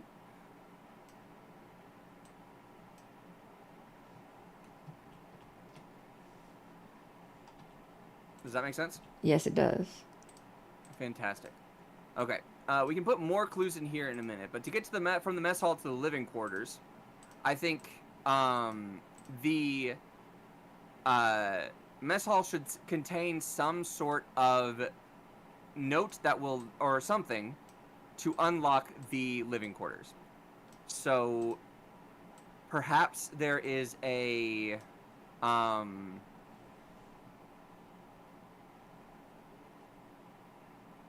like a clipboard, maybe.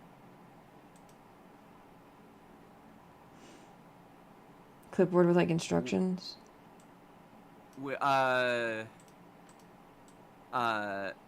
Used by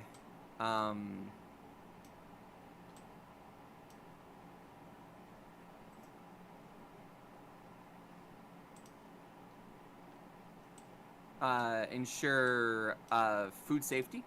Yeah. Which would have like,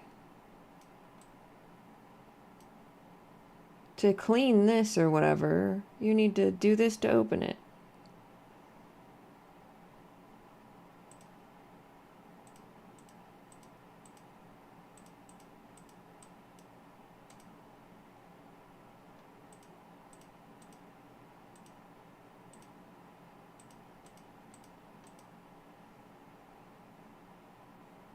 Right? So it has some other information, but that it shows you how to open the cupboards that are above that has the salt in the cabinets here, right? To restock them, perhaps. And in that cabinet there is a potentially the credential for the that unlocks living quarters, right? Yeah.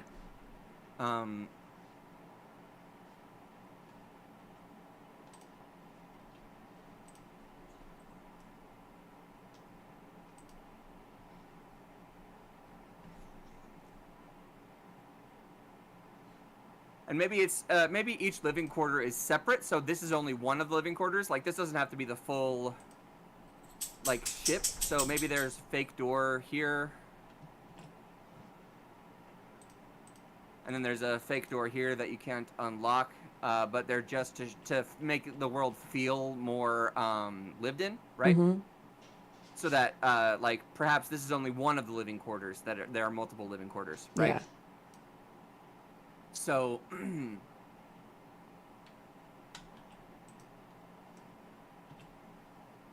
right, where was I? To unlock the living quarters. And so a majority of the information needs to be within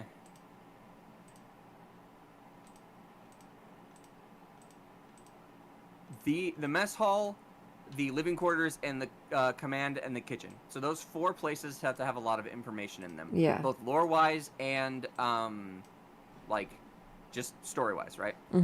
So what I'm going to do is I'm going to grab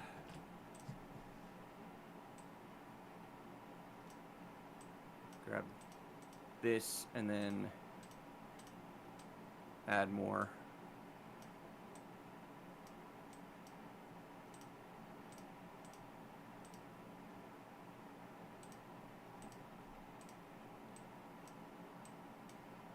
All right, and then we're going to move this over.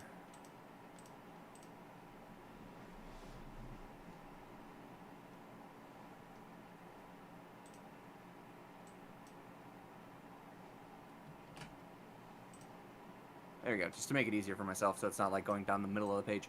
All right, we got those 3, which are relatively small. The big one here, we're going to be adding more to it for sure. Absolutely.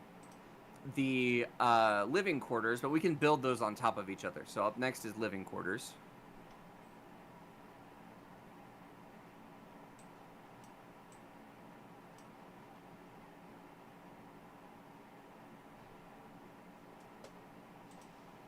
It could have a set of two sets of bunk beds, so 4 in total. 4 beds in total. So.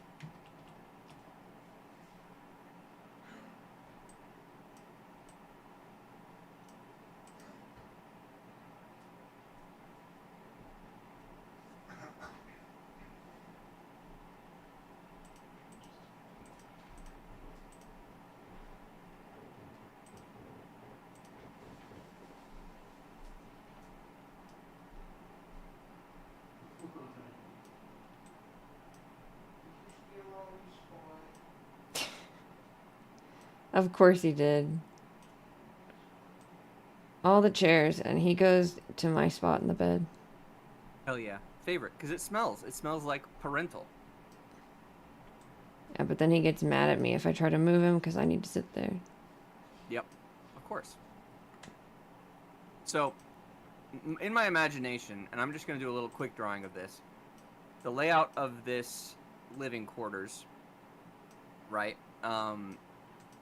is going to be maybe like the door is in the center of the room, and then we've got bunk bed here,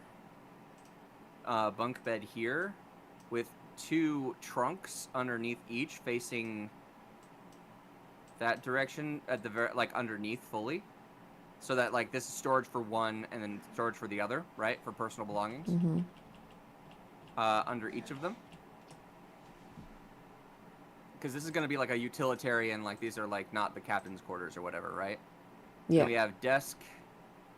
We could have either desk here, like 2 desks back to back against the back wall, with chairs like this, and then cabinets, a cabinet space like right here on each of them, and then like a lamp, sort of like a lamp attached to the wall to point down or whatever, with like writings or whatever on, like, just stuff from each of the people on each of the desks, right? Or it could be like reversed, where like the cabinets are kind of right here, so that they pull out onto the edge of the bed or whatever. I want it to feel sort of like cramped, right? Yeah, it's a spaceship. Mm-hmm. And so, like, the people are sitting here, they sit right next to each other, there's a light above each one, so information is kind of stored in this area, right? Maybe there's like a poster on the wall in some locations or whatever, and each, like, these things can contain both lore and as well as like world building and clues. Mm-hmm.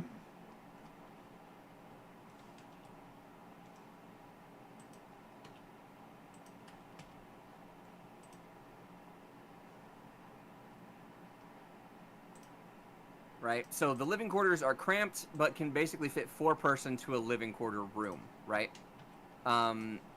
That way we can have 4 characters accounted for in that one room, right? Yeah. And so, say we found the credentials in the docking bay credentials. We can name some characters up here. I'm just gonna name Bill, Tanner, Kyle, and Jeb. Tanner, Jeb are the 4 that live in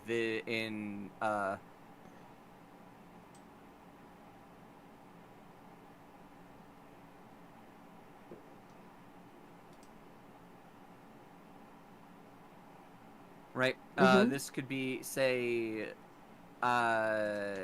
chef,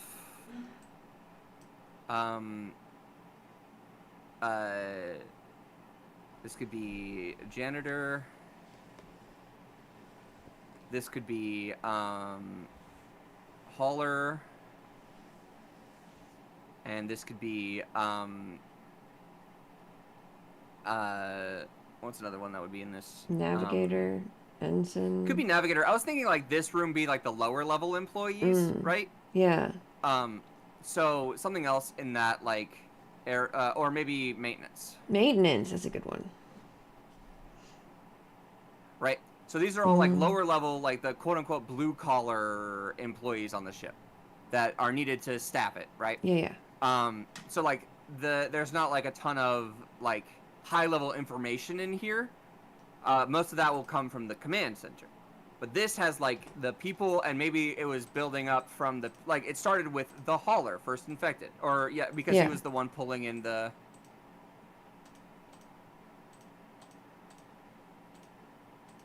And maybe he's friends with these guys, so maybe Tanner was the second, third, and this guy was the.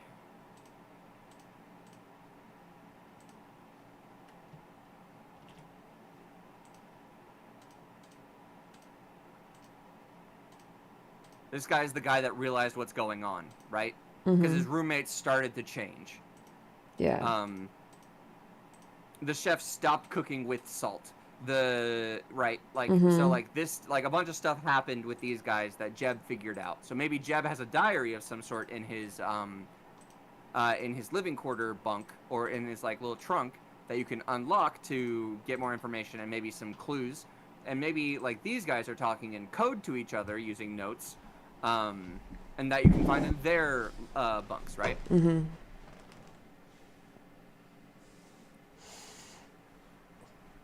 Maybe you have one person who started to decipher the code but didn't get very far. So you have like bits and pieces of information that you can use. Jeb would be the perfect one for that. Yeah. Lore info in the room.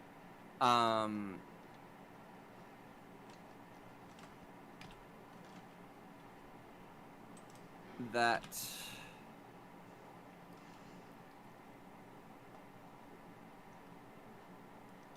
contain personal notes that contain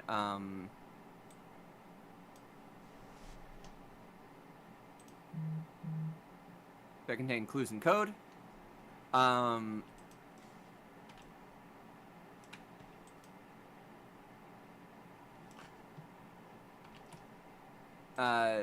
This is kind of like obviously a broad section, and that could be like trimmed down, but a lot of the info is going to be in like the trunks and the cabinets here and whatever, where a lot of that is sort of found. Maybe some storage, the storage info is connected through that, the kitchen is connected through that, the mess hall is connected through that, and the docking bay are all connected to this like one living quarters, so this gives context to previous rooms when you open it. Now, to get into command, I believe you would probably need the info from maintenance.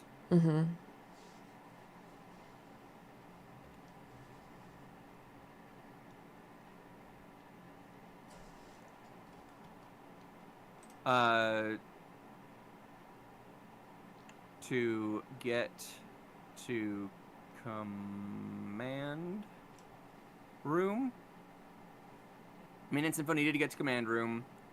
And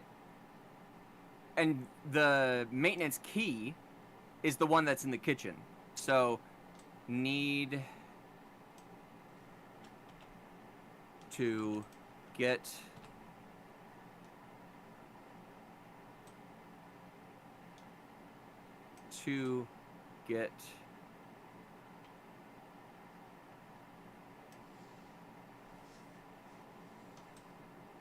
right? To get maintenance key card.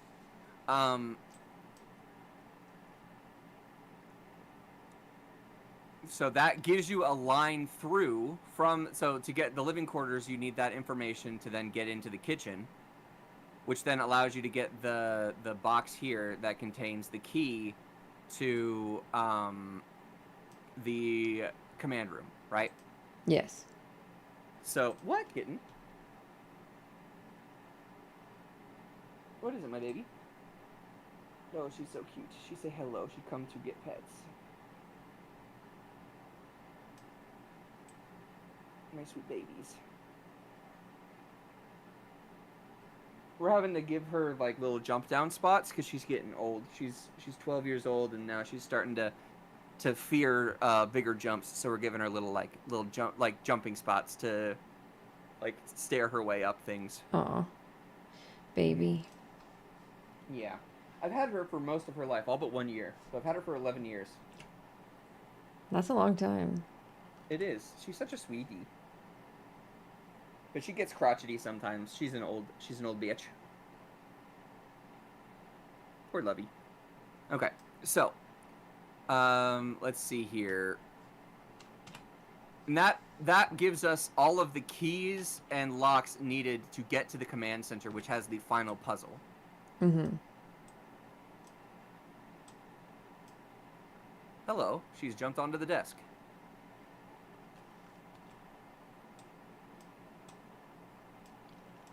Well, attention is mandatory. Attention is absolutely mandatory, folks. She's such a cutie doll. I love you, kitty. I love you. What are you doing? Please don't bite my cords. I need those. Miss.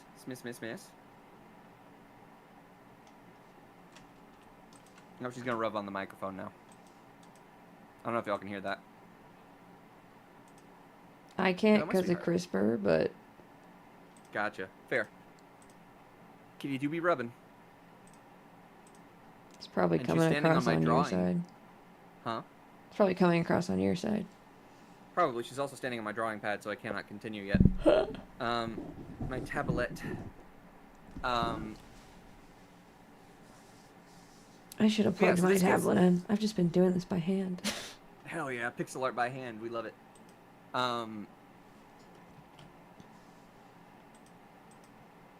But yeah, so this is command center. Let's see. It looks less run down. Oop.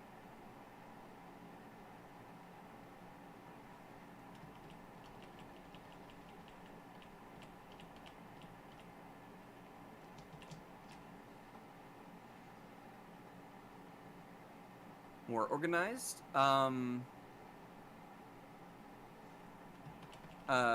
Terminals and larger window to see space across two walls. So for example, like the window would be sort of like a command center, like curved along the two walls there. So it's like a window that can see into, and then the terminals are like along there with like maybe a command like further navigations or comms or something over here with a chair and a chair and a chair, and then maybe like some kind of storage container like here or something, right? That allows for theming, like the theming to feel more realistic, because like there's the small window in the living quarters, but there's the bigger window here, and like no windows anywhere else because it's a luxury to have a window.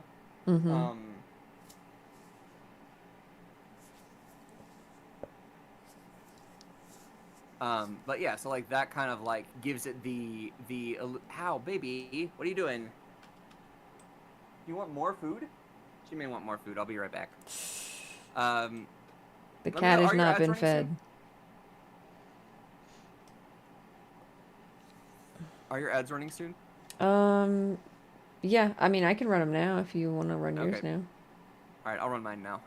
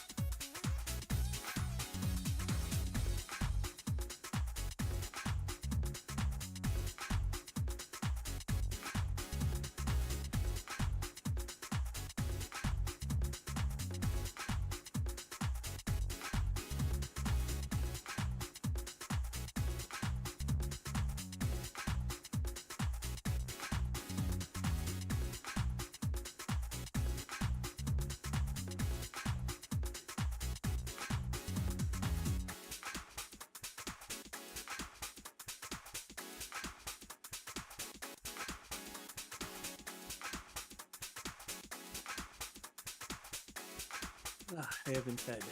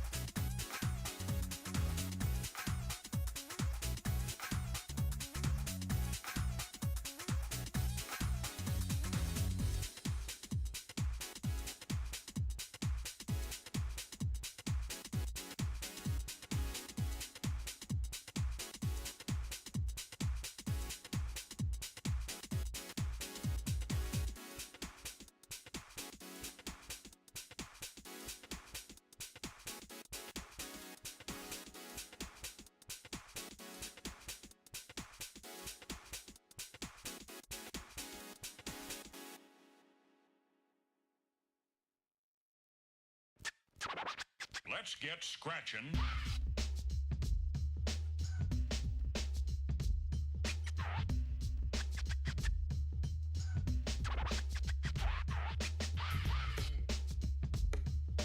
Yummy.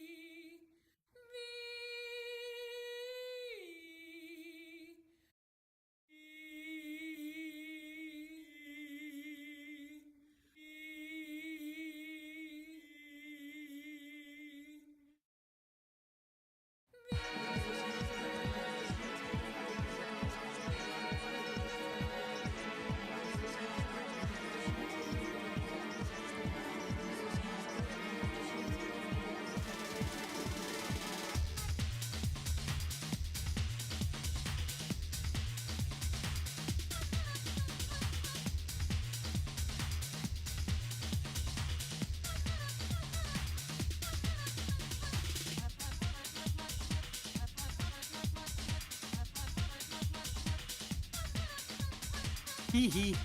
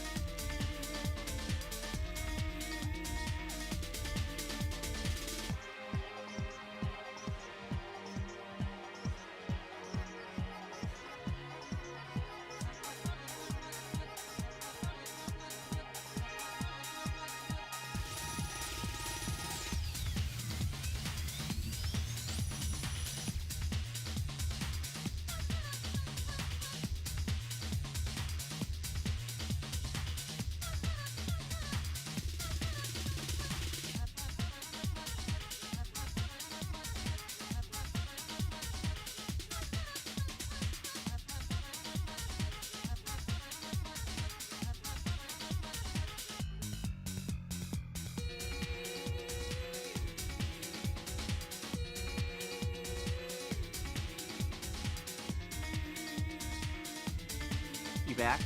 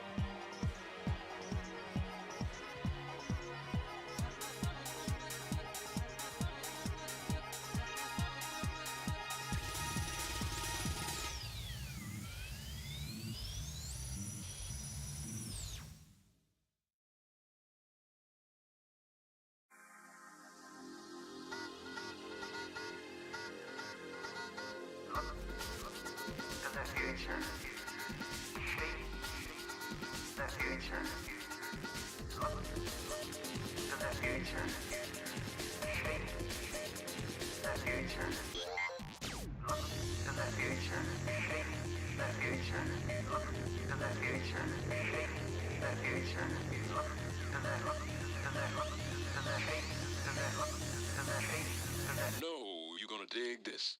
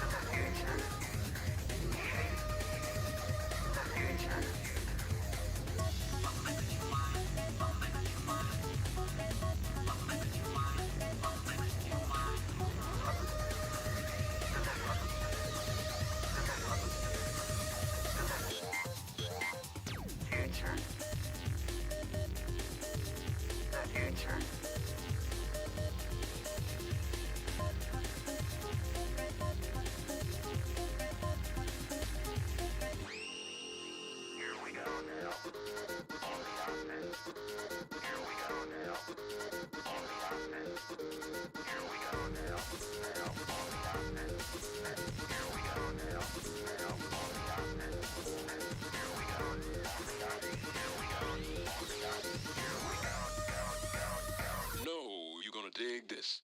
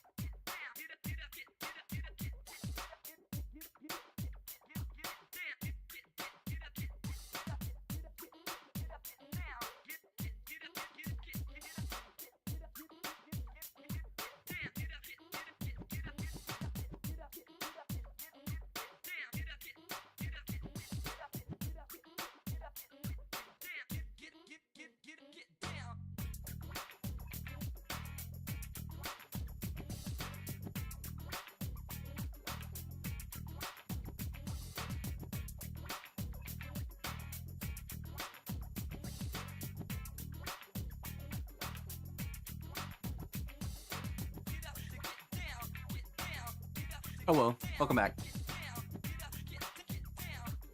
Oh boy. I'm sorry. Yep, absolutely. Do you want to switch back to live, or you need a second? All right, we're back. Tea was spilt, but not the fun kind. Not the fun kind. So I did a little bit of work off cam, which is I wrote down the command center. It's less run down and more organized. The terminals and larger windows to see space across the two walls. Hell yeah. It contains the control terminals, the navigation terminal, etc. Once unlocked, you can use the codes found in the maintenance logs to either self-destruct the ship or to turn off the security shutdown to live, right? So there are the two options are either it will permanently so if you fail, it's permanently locked down, right? So if usually there's like an hour time limit or a 45-minute time limit for a room. Mm-hmm. So the getting through this would be the 45 probably a 45-minute at the moment. We can add more like complex clues or whatever, or puzzles to up the time. Yeah. But so I think having an option at the end is a very fun twist. Usually you're just trying to get through it as fast as possible, but you can either self-destruct the ship because you know that there is like this virus on board, then you've learned about it and you've like read the clues and stuff, or you can turn off the security shutdown, which will allow you to continue living. And so I think the two options, it could be fun to have like a different after story based on which one you choose. Absolutely. Right? Let me turn my music back on. There we go. So I think that's a fun like little thing you can do depending for the players, right? Yeah. Basically different endings. Now there weren't. It was always the same ending at the debrief ending at the end of each of them. Either the losing one or the winning one. For where I was working, but I think having two winning ones and one losing one would be a little bit more fun. Now that I think is like the full room breakdown. Now, as far as aesthetic inspiration, we've got in my brain, there's a lot of Doctor Who episodes that are in spaceships, obviously. So we could pull from there. We could pull from 2001: A Space Odyssey. We can pull from Soma or Alien. Star Trek? For that Star Trek.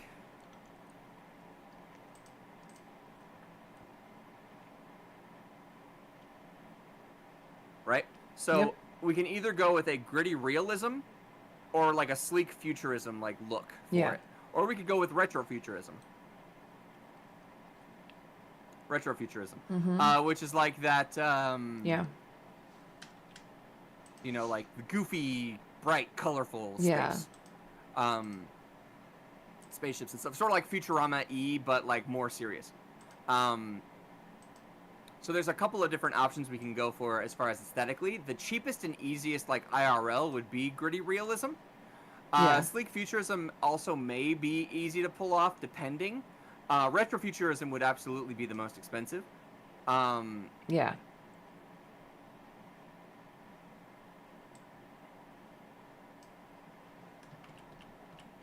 Right, if we were to do IRL. But all of them would probably cost about the same because we'd have to either buy assets on the Unity store if we were doing a video game, or create them ourselves to actually build this.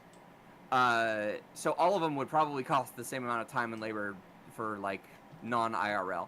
As far as IRL goes, gritty realism absolutely would be the cheapest to build because it would just require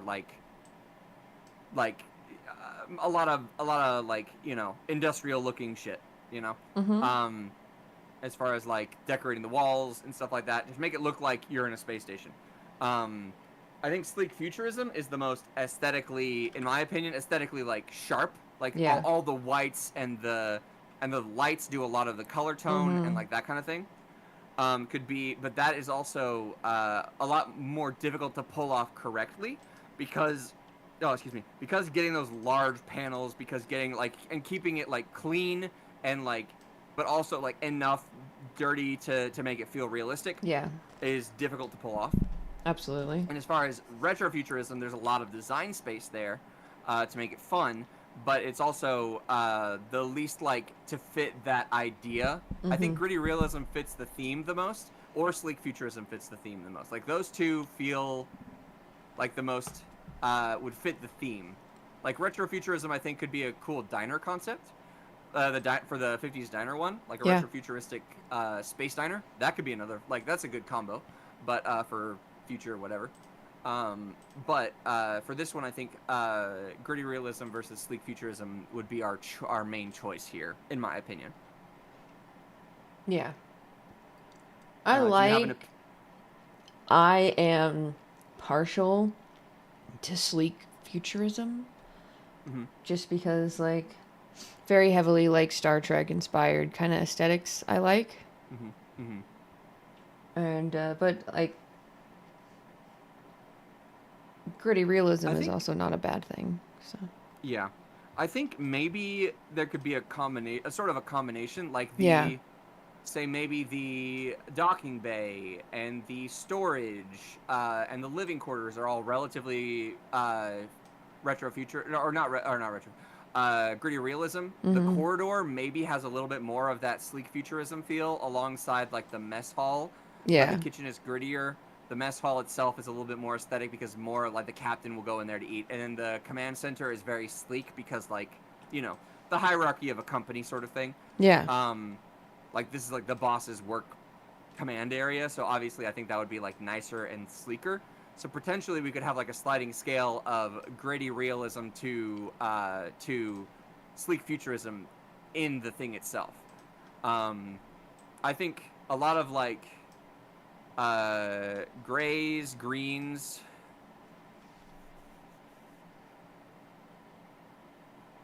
and like blues could be like a good color, like white, gray, green, and blue could be like a decent like color combo.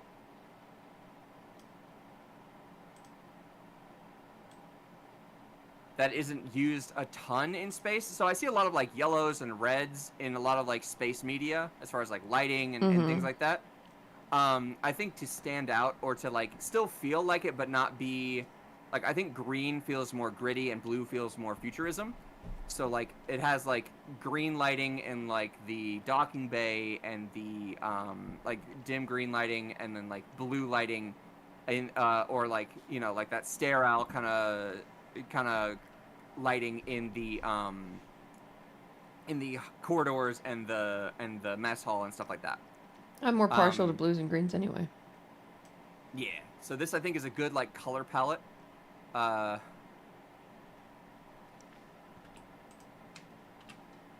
For the the feel, right? I think that so as far as like aesthetic inspiration, we can maybe find images later to kind of like pull from.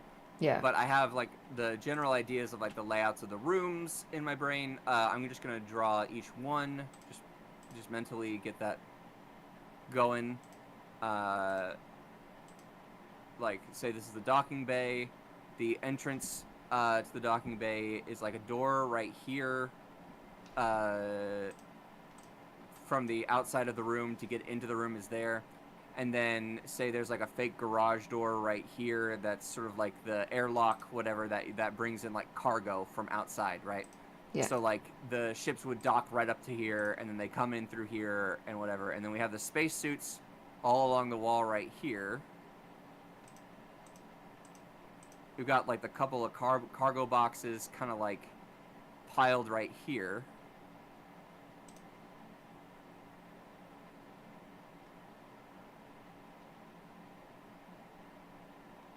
Right, and then this one's sort of like opened with like the lid like tilted on it like here, and then like all the stuff in it, and it has like the door into the actual like whatever. I think having sliding doors would be like very aesthetic, but it'd be probably more expensive to do it that way. But say like you have the door that then slides open this way with the keypad like right here or whatever that goes into the hallway, and say there's like the caution tape, like the yellow caution tape here, and then the like with arrows on the ground of tape, and then have like a keep clear or whatever, like just like all of the like the safety stuff you'd expect Yeah. in like a whatever, right? Yeah, Like make on it the all. floor, that all that, make it very industrial feeling in Yeah. in the entry room. Once that the space lock either opens from like slides out that way, we have the corridor, which is a little bit more.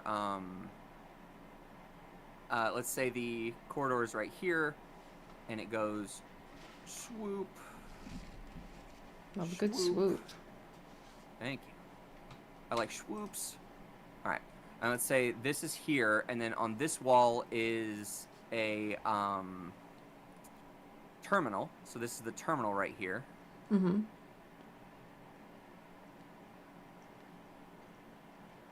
Right, that kind of sticks out of the wall a little bit. It's got the keyboard and whatever. And then the book can be found like right here, which is right next to the door to the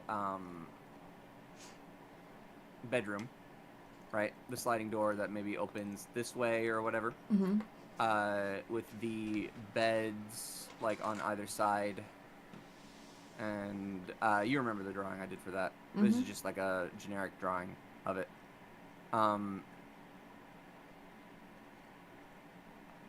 With a tiny window right in the center, right there, with the lights above it. Very like dim and dark and kind of dank feeling in this room.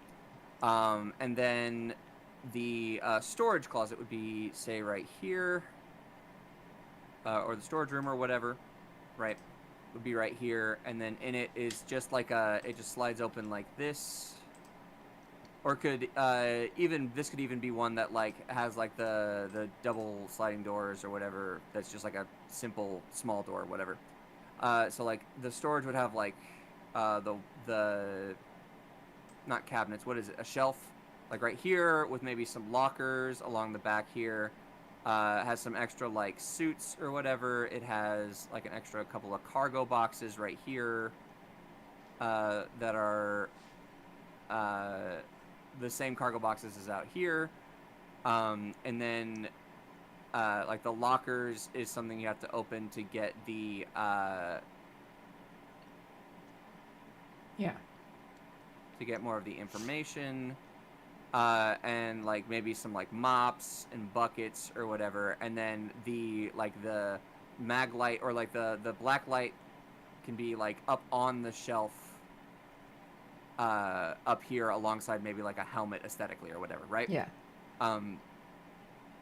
So that's like the storage closet essentially taken care of. Maybe have a fake door right here that doesn't unlock, a fake door right here. Make it look like there's more stuff, yeah. And then this one is the kitchen door, which then like kind of like has this to it, like this, like the service counter is essentially so like the food vending machine little thing that gets filled up by the people in the kitchen here, or you can have like a little ordering platform right here where people can like order custom whatever if they want. And then the grill would be maybe back here alongside the fridge on this side, with like, you know, you can find stuff in there that could be useful for puzzles or whatever. The counter right here also has the prep counter along right here and right here. So this is like the oven and the grill or whatever.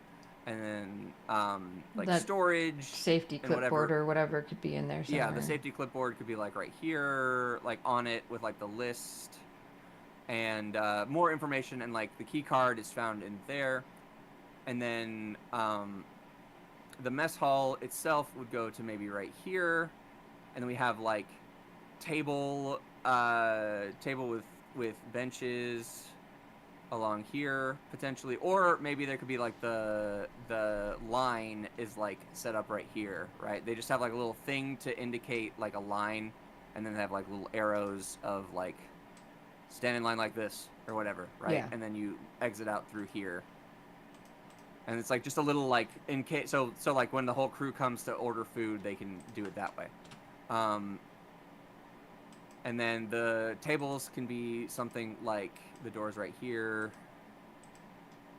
The tables can be like right here, 1 table, 2 tables, or something along the lines, something like that. So that the flow is you go in this way and then come out that way. Yeah. Actually, I think it may flow better if we have the door on the other side. Perhaps the door is like right here. Mm-hmm. And then it flows. You can come in, line up here, along like the wall here,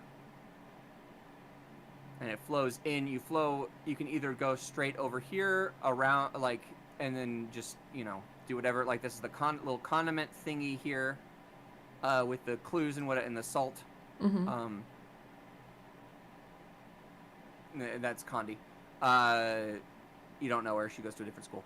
And then here is like She's from Canada, two actually. like She's longer. pretty cool. Nice. I'm glad you met her. She's worthwhile. Mhm. Anyway, you have like the tables right here, which has like the benches or whatever. Instead, like, not having like individual chairs, it's just like a communal like eating bench, like you would expect. And then maybe there's like posters here for like daily tasks, or like maybe like an event board or something, like on the wall right there. Yeah. Maybe like a menu along the wall right here, and then like the condiment table is where a lot of like the salt whatever is like the condiments for the top is kept underneath here. Mhm. So you like find like, I don't know, ketchup, mustard, salt, pepper, like that kind of thing. Yeah. But like the salt is the one that's been rated, so that makes sense in lore wise. And then like on the desks there's like maybe some notepads, or like some trays with utensils like kind of scattered, and like a cup, and then like somebody was drawing here or something, and like maybe it's like some kind of clue on the drawings itself, stuff like that. And then command would be, so again, fake door right here, and then command would be like right here.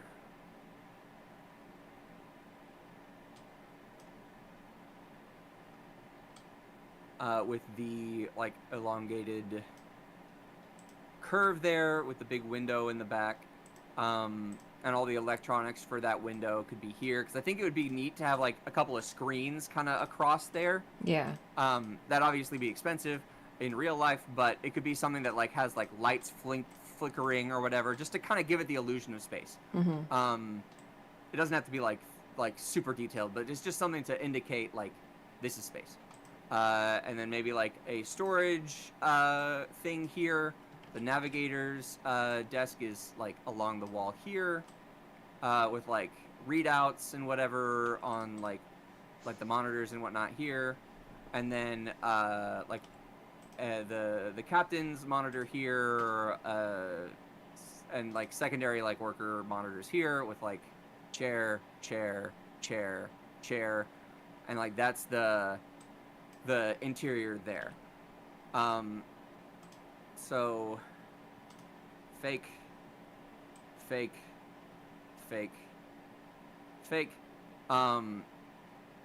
and then we could potentially put something right here on the wall right here. Maybe it could be like a update board, or a something or other.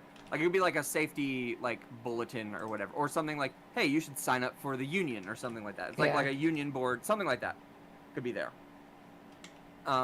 Just to give it more flavor and more world. And you can probably find notes or whatever that have been hidden here. It could be a good place for the black light to be used alongside in the bedroom, and in the here. Mhm. In the kitchen potentially. As far as like blood goes, maybe there could be like blood splatters here, and then like blood footprints coming this way. And then maybe there was a like kerfuffle in the kitchen, is like kind of where like the whatever started, and then it kind of leads out that way, right? And then information can be gathered elsewhere. I think that makes for a solid like design of a space that feels real but is also compact. Yeah.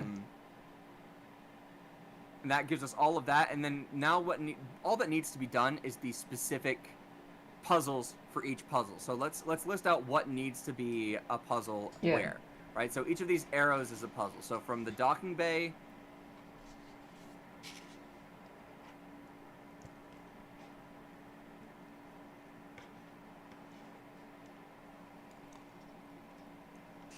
okay, docking bay door puzzle. I'm just gonna write them all out, and then we can create them as we go. All right. So, so the one from storage into mess hall. So it would be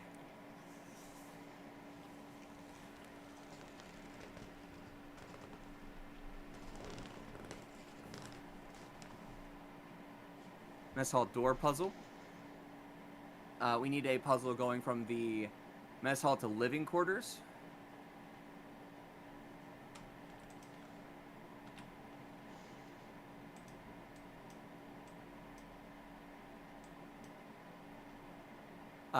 We need the information in the corridor terminal puzzle.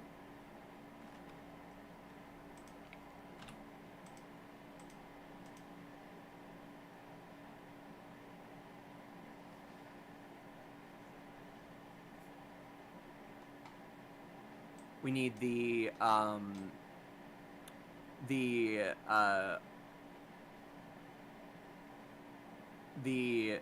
kitchen,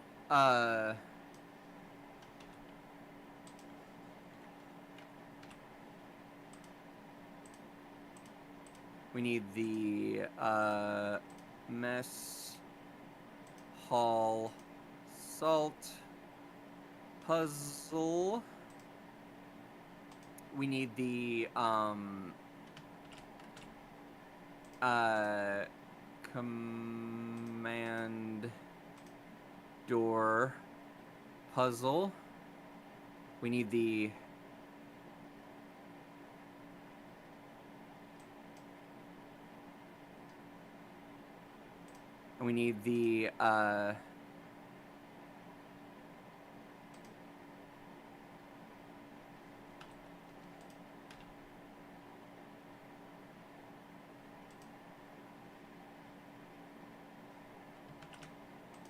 okay. So there's 1, 2, 3, 4, 5, 6, 7, 8, 9 puzzles there. 9 we probably puzzles. could do with one more, and then the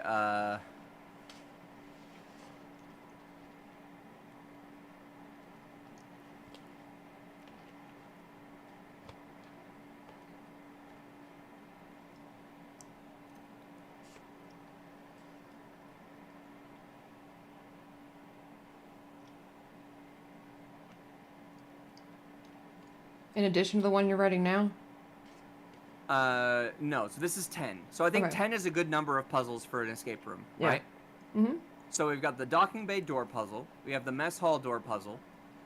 We have the living quarters door puzzle. We have the terminal unlock and information puzzle. We have the mess hall salt puzzle, so the figuring out the salt. We have the command door puzzle. We have the maintenance codes that are needed to unlock further puzzles. So it's like a mid-tier puzzle. Mm-hmm. The secret mind snatcher code puzzle to unlock the option to maybe get into the kitchen. We need the puzzle to unlock and stop the ship at the very end in this terminal, right? So I think this one can be black. So I'm going to like list what I think they should be. So this is a key card find. This one I think should be blacklight. So say, what's his name writes it in blood on the wall. Jeb writes it in blood on the wall on the exit as he's dying. To give like the blacklight, you can see it or whatever, and they tried to wash it off, but you can still see the code kind of thing, right? The Mind Snatcher puzzle can be found in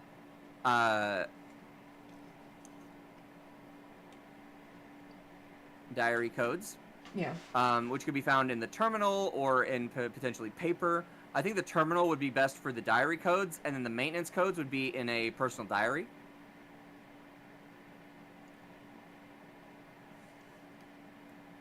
Or like a maintenance book, potentially, in his luggage. It's like a logbook. Yeah.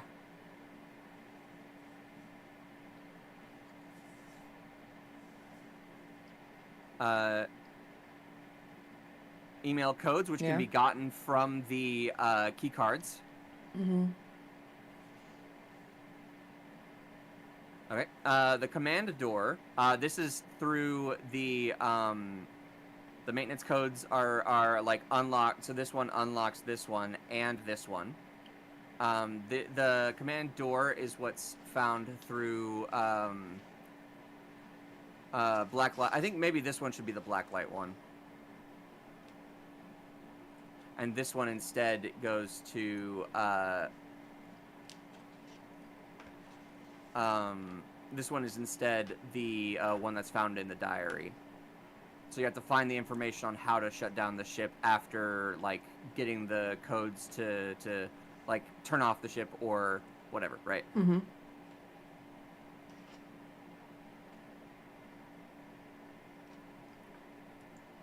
Okay. Mess hall salt puzzle. This can be found in the information in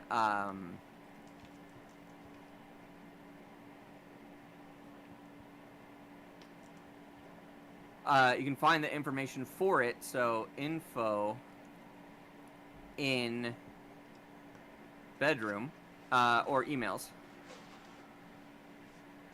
And that is used to unlock kitchen. Right, so maybe there's something on the kitchen door that is like physically locking it. Mm-hmm. Like maybe a type of, I don't know, what looks like goo, I guess, or something. Yeah. And if you pour salt into it, it will come off. Right? Yeah. So I think that could be, it could be a way to use the they're weak to salt idea. Yeah. And that is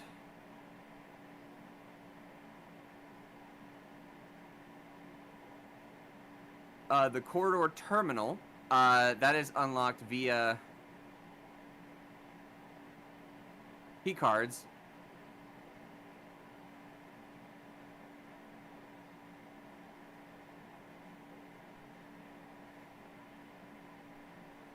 Becomes more keys. So the corridor terminal puzzle, once you've opened the terminals, each of the terminals becomes further keys to other locks. Mm-hmm. The living quarters door can be found through the storage room.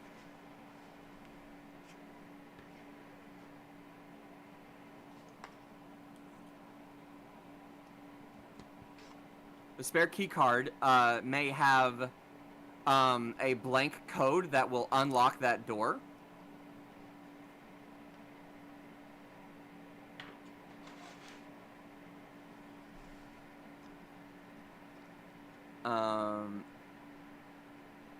The mess hall door can be opened through the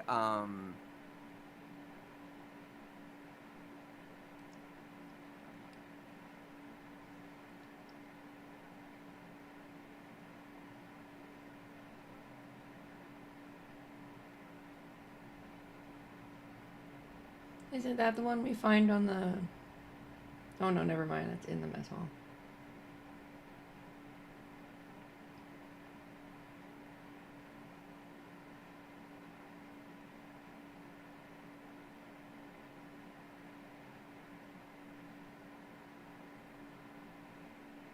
So these are some options here. They don't have to be perfect, but we can get, like, those are general ideas for it. Yeah.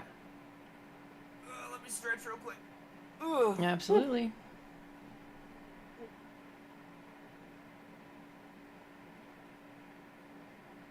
So those are a lot of, like, different options for puzzles. Now, obviously these can change. We can do whatever we want with them, etc., etc. But I think having maybe 2 blacklight puzzles would be a good idea. Having 2 to 3 email search puzzles, like looking through the emails. 2 to 3 keycard puzzles. So like it's repetitive, like you already have in the back of your mind, this can be used to unlock things, and then you find the right one.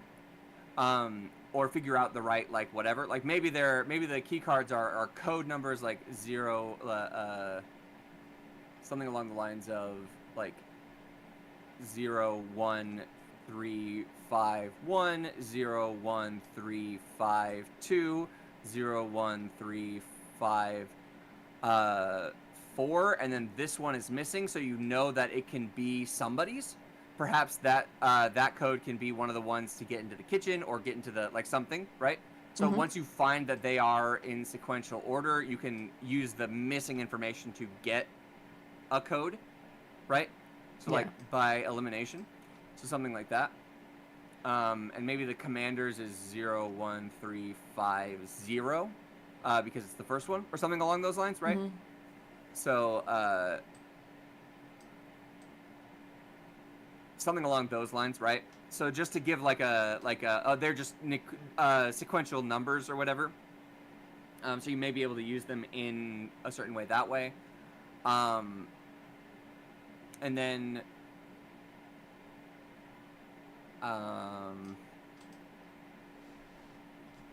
like that gives a general idea of like the pacing of the rooms, right? I think this one could be a relatively quicker room. I think this one is probably a 45-minute room unless we make some of these puzzles more difficult. But I think a 45-minute room is fine, especially for a first one. And this one feels more theme than difficulty. Like this could be one that like gets people into escape rooms, right? Yeah. So like the medieval one was very easy that we ran, right? And it was the recommended for beginners or first-time escape room artists.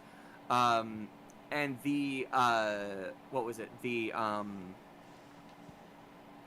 murder mystery in the penthouse was one of the harder ones, right? Yeah. So like it'd be like this would be an easier one, but more thematic to get people in the door. It's like, oh, that sounds fun. Let's do that, right? So I think that would be what this room would be. Let me go ahead and write on the easier side.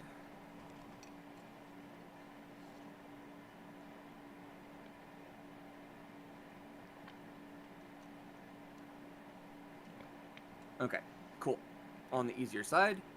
And that gives us an outline of the escape room. Do you have any things you want to add to that need to be changed? Do you think would it could use whatever? I think this is a good skeleton. Awesome. I'm glad of that. Words.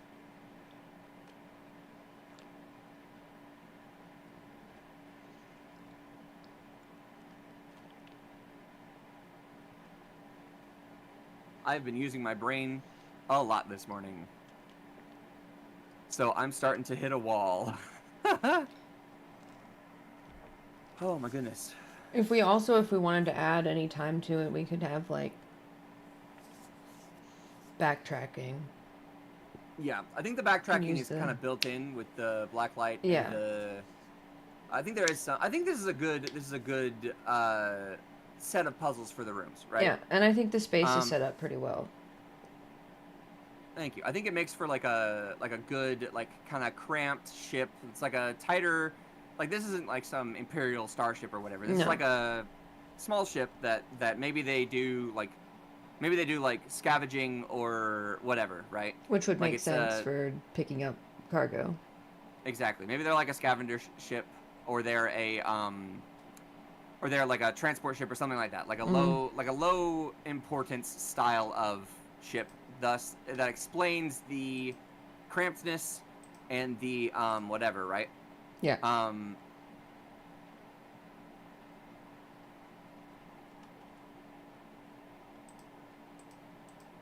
But yeah, so that could be like the general gist of the room. I think that would be one. I think it'd be fun as hell to run. Yeah. I really like the theming of it. I want to kind of draw, like down here, I want to kind of draw some like concept art or whatever, right? But right now I'm not like in the drawing mood, so I'm going to save that for later. Yeah. Let me go ahead and save this. No, it's not called illustration. It's called...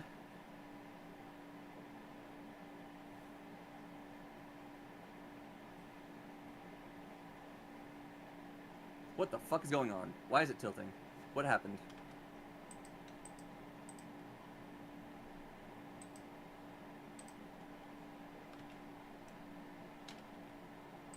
And I Why did can it do be that? a little more hands-on with that stuff too. Yeah, I'd be more than happy to have that. Sorry I was a little bit kind of railroady on this. I was just trying to... No, you had an idea in mind and you're executing it. I like that. It's fine. Nothing to apologize for. Do you have an idea for a name? Maybe it could be something along the lines of Mystery of the Could give the ship a name and use that. Mystery on the SS let me see. Let me look up let me fix the fucking rotation too. Hang on. Yeah, that just happened while you were naming it, I think.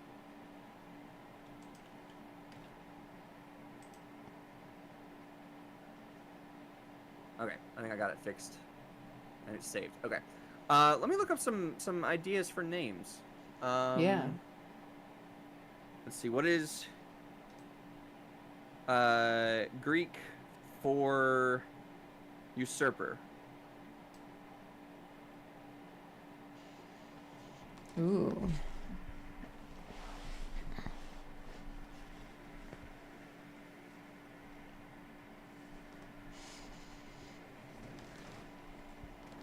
I don't know how to spell that. Usurper, I think.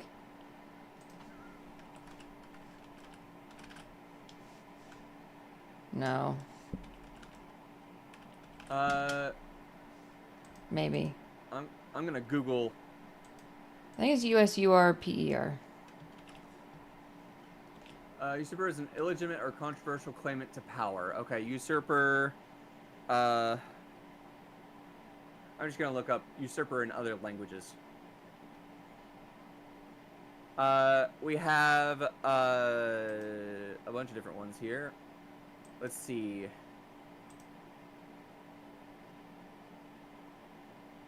It seems to be a loan word in a lot of languages. Go figure.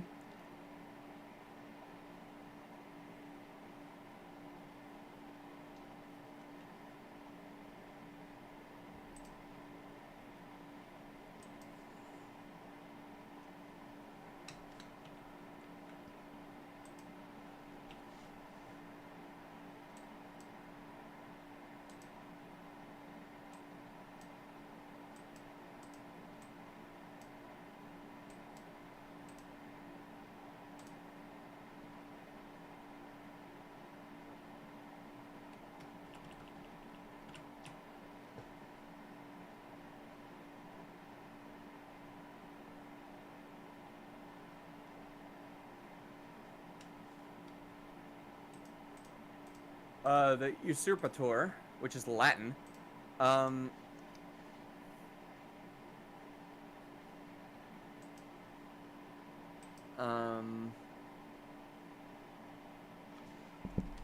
Let's see. I have an idea.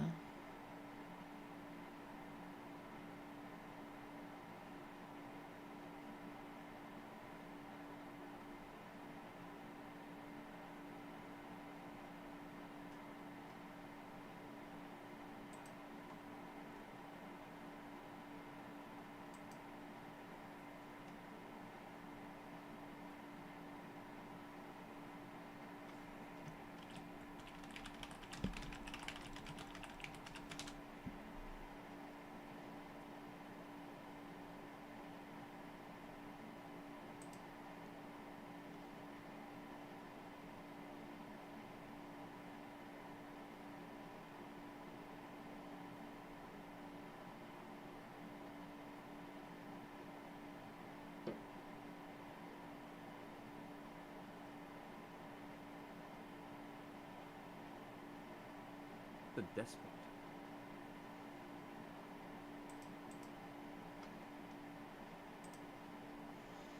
Yeah, I'm looking like synonyms.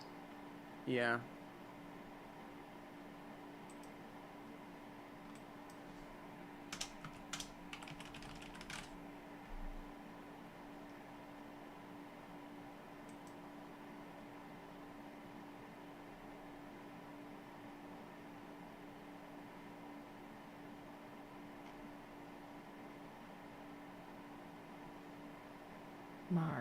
Persevere.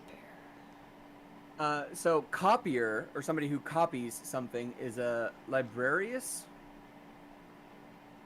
But I think that means to like. There's also the Latin translator for imitator or counterfeiter, which is emula, Aemula. The SS emula. That could work. I'll write it down.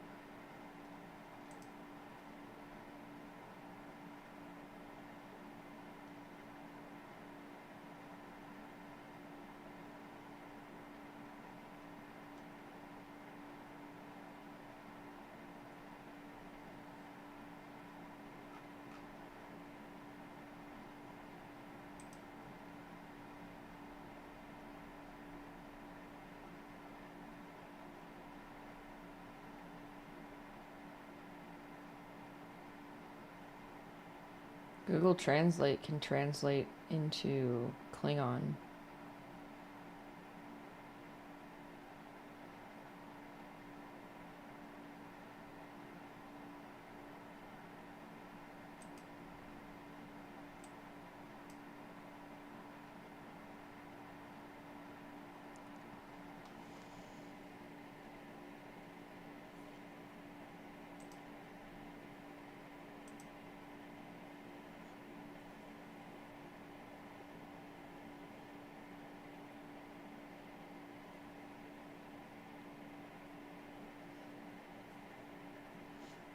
Other synonyms we could use is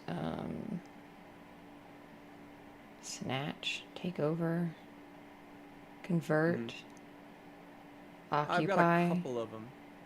I've got a couple of them here. I feel like a 3-syllable name is good.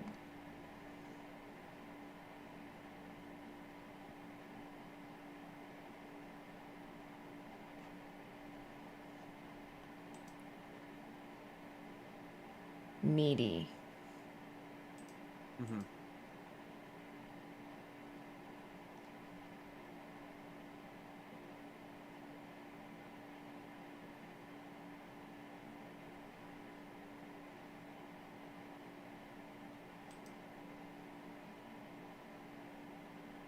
Okay, so I've got a couple of them. So it could be mystery on scavenger class. I think 3 words. So scavenger class as the like beginning title, right? Like so the ship class is a scavenger. The final word could be a Latin word. I have a couple of them. The reputator, which is a counterfeiter, a fictor, which is a forger, and falsarius is also a forger. The mendax is a liar. So the scavenger class mendax, I think, kind of flows well. Yeah. But all of them, I think, I like them, so I've written them down. What do you think of those? I kind of like repetitor. Mystery class repetitor, or scavenger class repetitor, repetitor, reputator. Reputator. Okay. Mystery on the scavenger class reputator.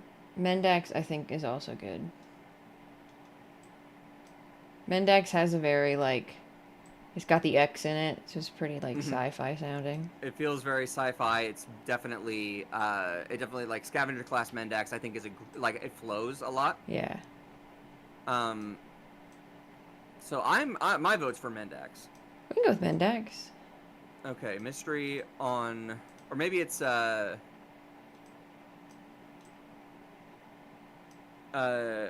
on. Maybe it's not mystery. We don't use the word mystery. We use something else. A little more direct. Maybe it's but that doesn't give it away.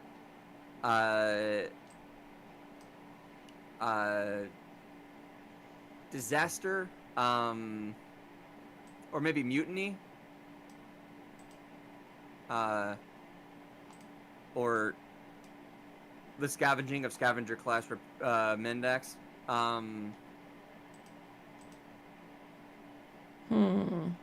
There's too many scavenging in one title. Yeah, I was like, maybe the repetition would work, but the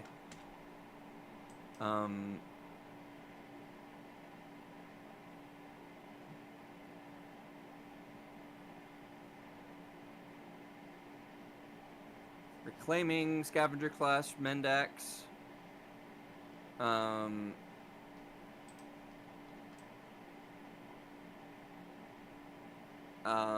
Investigating Scavenger Class Mendax. Searching.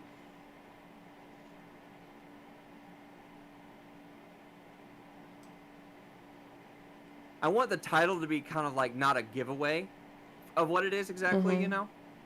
So, reclaiming, investigating, mystery on, searching, the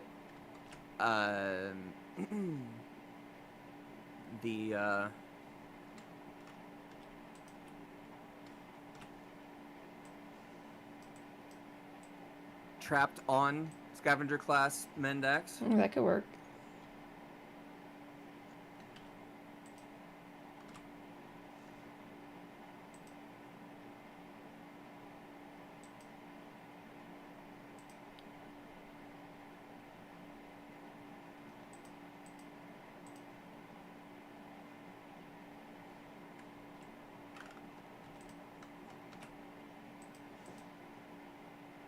Okay, Scavenger Class Mendax. So one of these would be the starting words. Trapped on Scavenger Class Mendax. Searching. I think trapped on kind of works well. Because you are technically like, it's locked down or whatever.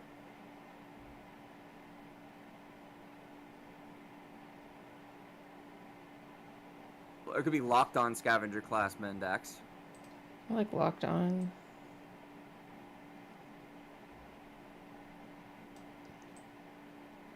Locked on Scavenger Class Mendax. Because it kind of gives like the vibe of, oh, we're locked on, we've targeted, we've whatever, you know. So it definitely feels very sci-fi. Locked on Scavenger Class Mendax feels like a good flowing title for a room as well.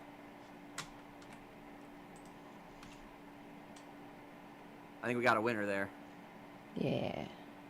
Very sci-fi feels. Yep. Locked on Scavenger Class Mendax. Hell yeah.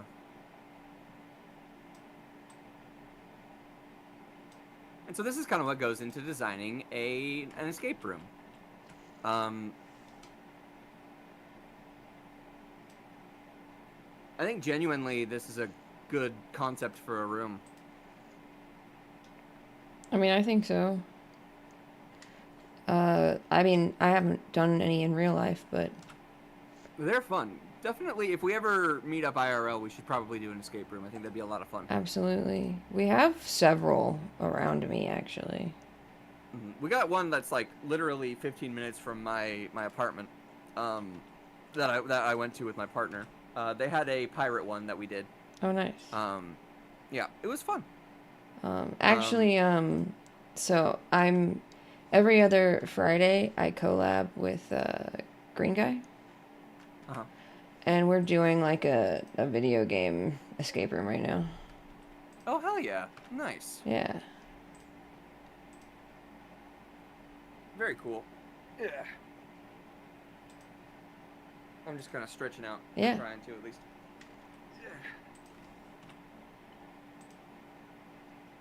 Yeah. So, I think my brain has fried, and I am kind of at the end of my Yeah. my mental rope right now. Used In up the all sense the of- energy drink. Yep, used up all the bandwidth. I think I've hit the wall. Especially not having streamed for many a month. Oh, yeah. Not many a month, but a single month. It's a long time. It is a not long streams. time.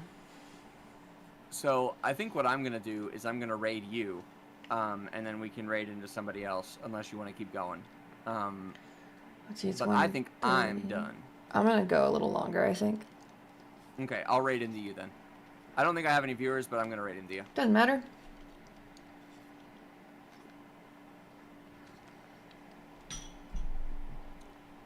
Everybody. That was fun. It was. I agree. All right, I'm gonna start the raid. Oh yeah. And ooh. Waiting for the raid and raiding now. Oh, thanks for the resub. Hell yeah. Let's go. Woohoo! Shout out to Default. It's me, a Defaultio.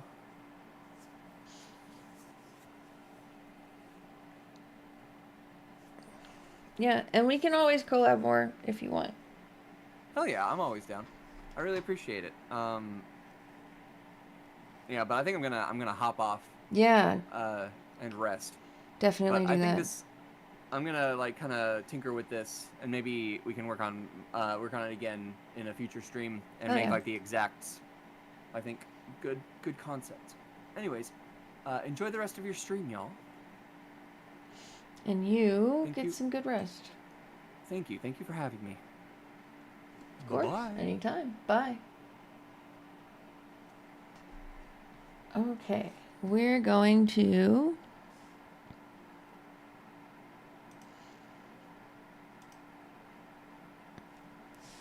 I'm gonna save this. And we're gonna play some Mario.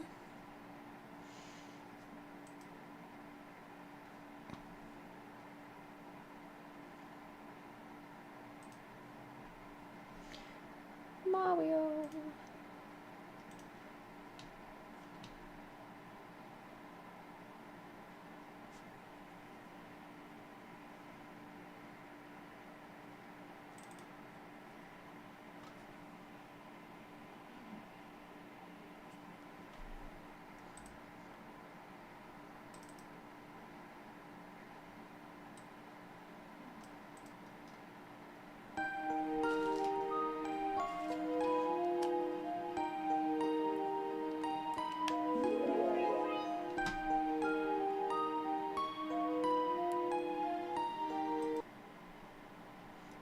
I should put us in Paper Mario.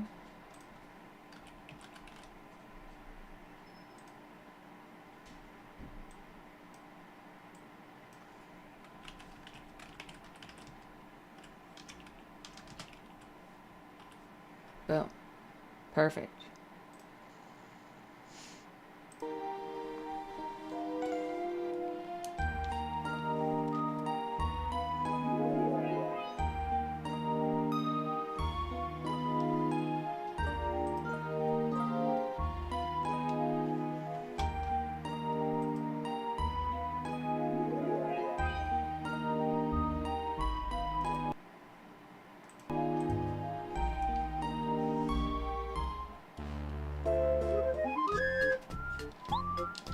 For some reason, my controller never works until I do that.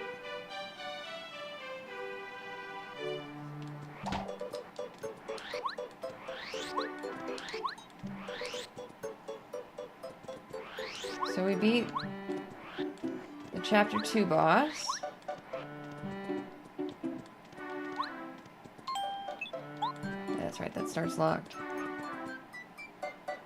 I'm gonna go back down to the sewers.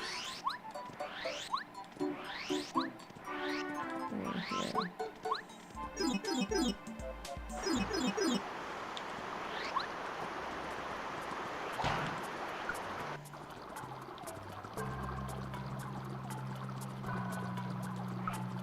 So I think there's a fight here.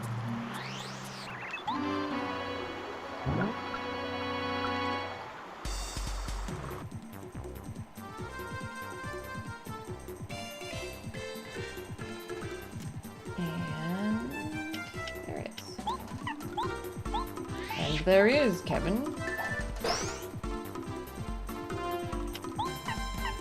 Should have changed my member before going into this fight. Uh-oh.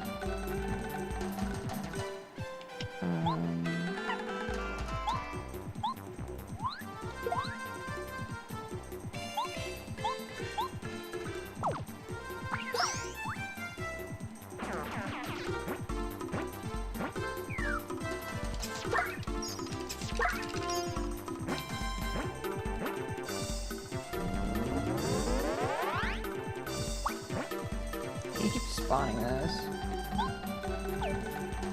I'm going to...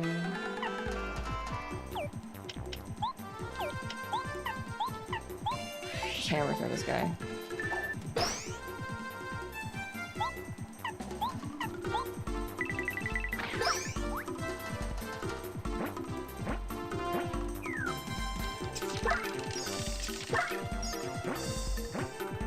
I hate that they heal.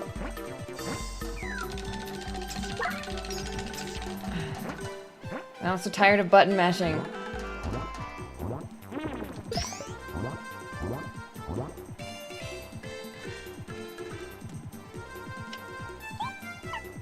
Oh, I got ads, so I'll be right back.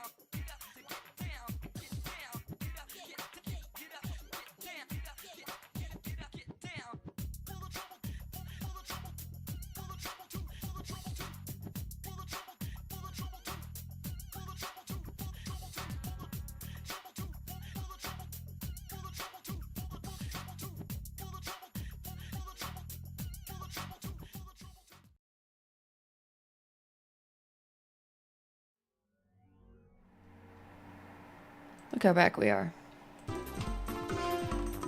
I have less time to play than I thought I did, but we are going to make the most of it, hopefully, and beat this guy. At the very least. Mario refreshes.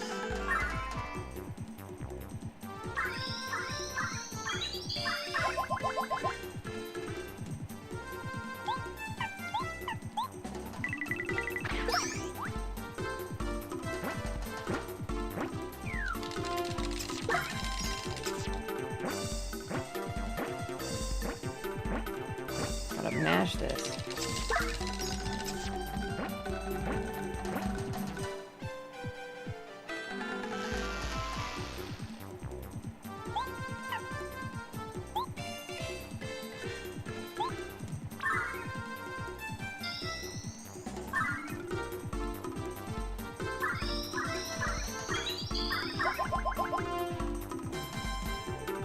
Why did it only heal for 6?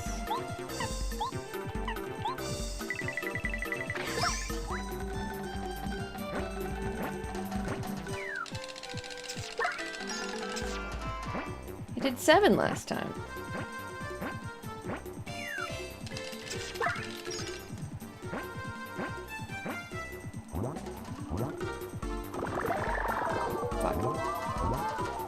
That is Paper Mario. It's actually Paper Mario Master Quest, which is a ROM hack of the original.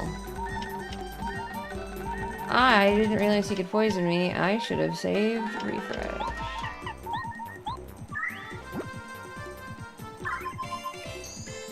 It might be over, actually. Whoops.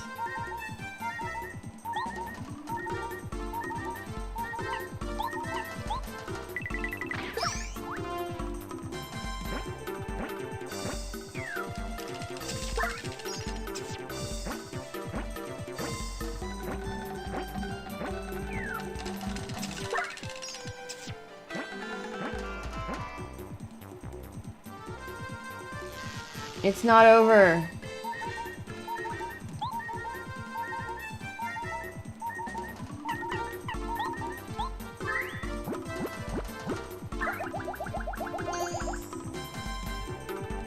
No, this is well, it's a ROM, but it's a Nintendo 64, the Nintendo 64 version.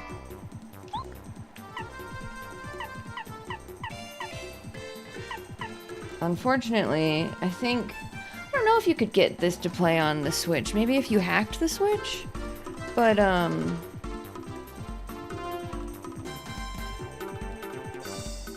have a hacked Switch.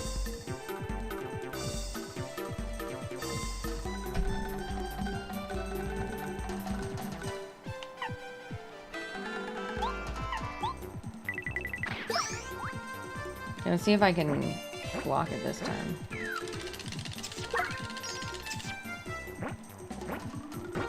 Thank God I had that badge on.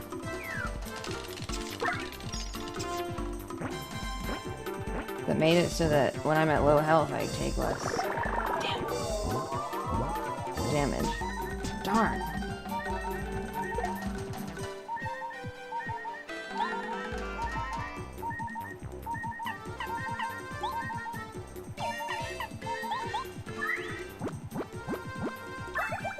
This might be a death.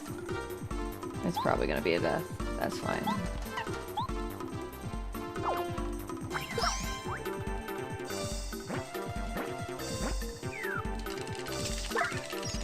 I don't want to use my life shroom on this guy, so I can always come back to him.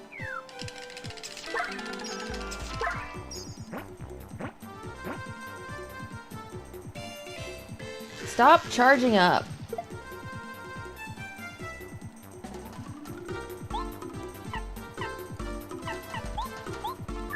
I should have just waited.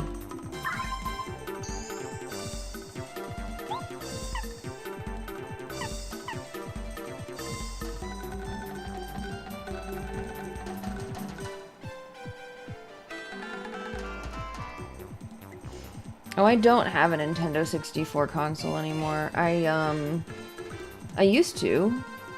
But we've moved a few times and it's just not around anymore.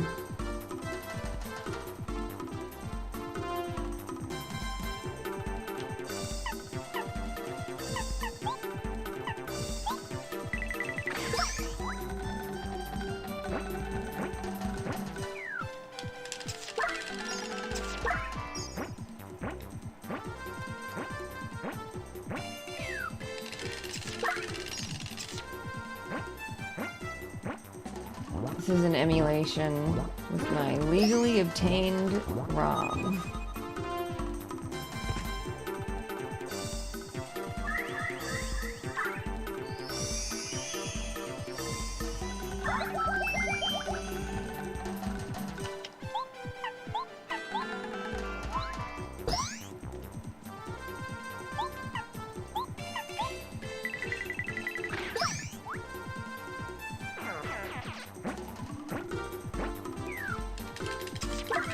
I'm gonna reset though.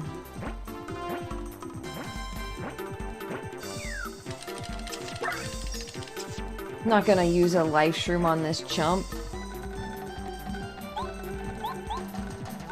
You can see how much health they have.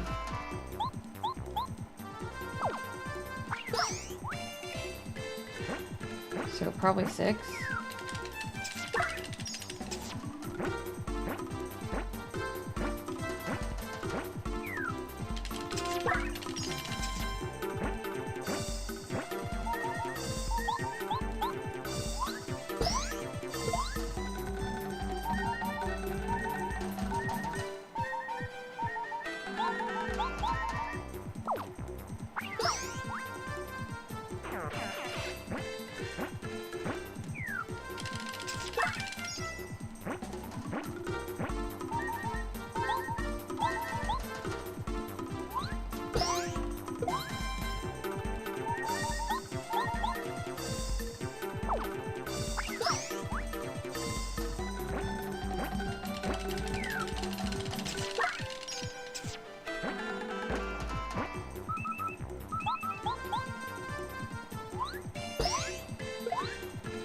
Wish I had the badges that made me stronger when I was at low health. But I just have a defensive one. Alright, we are resetting.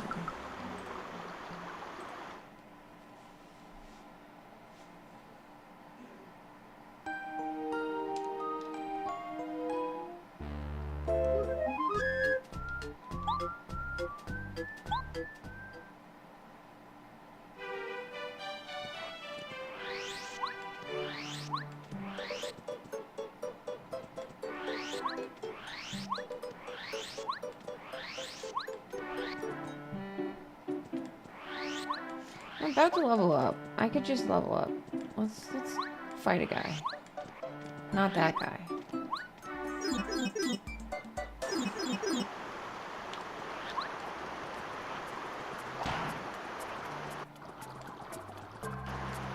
How much of this have I explored?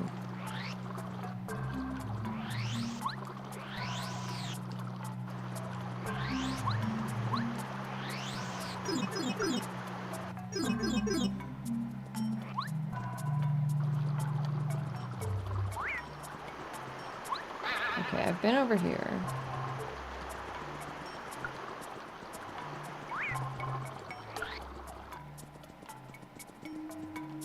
I believe I've been over here.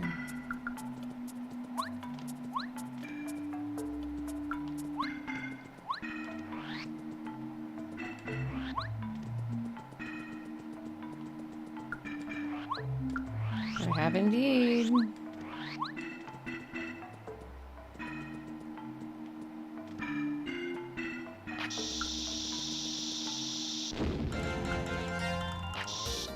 Style points. How does that not kill?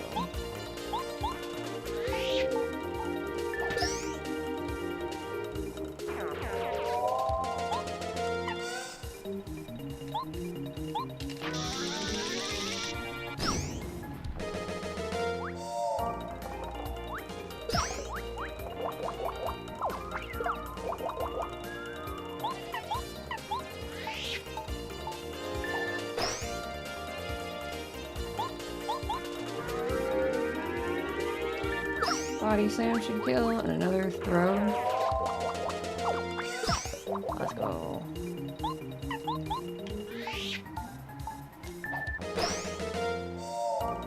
So they probably have like 8 health.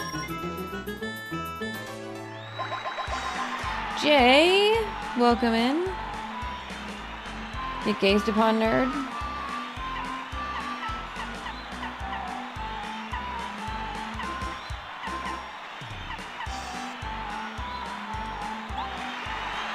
I'm gonna do BP.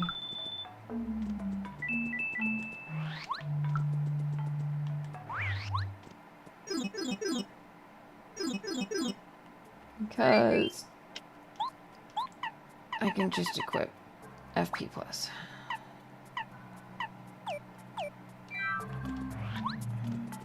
Oh. So I've explored as much as I could, other than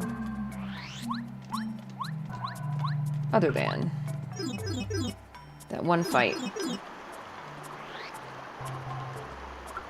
That I don't really feel like doing right now. So let's start the next chapter.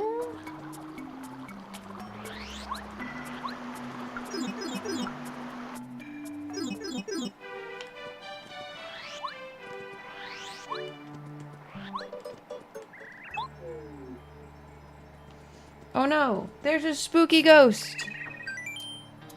Didn't see anything.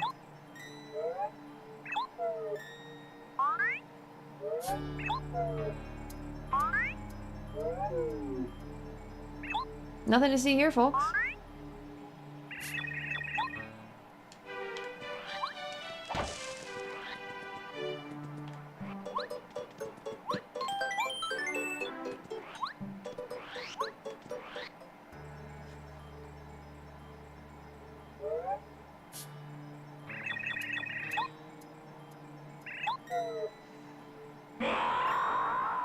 Oh no. We shan't leave Lady Bow waiting.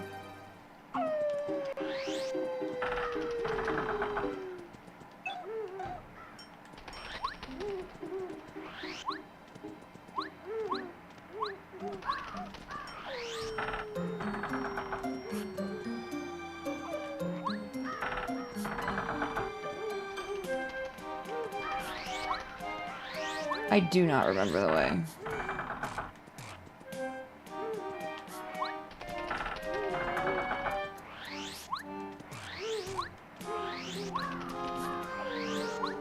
How dare they?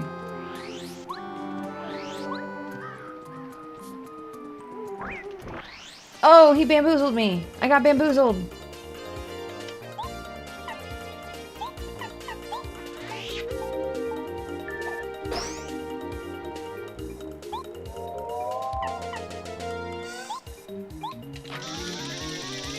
I forgot to heal my FP before I came in here.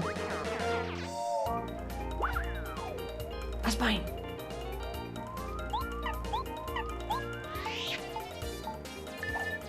Hope that doesn't come back to bite me.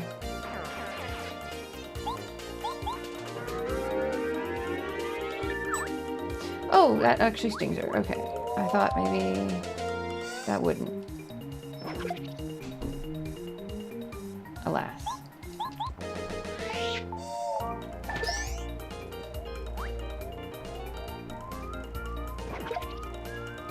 Hello.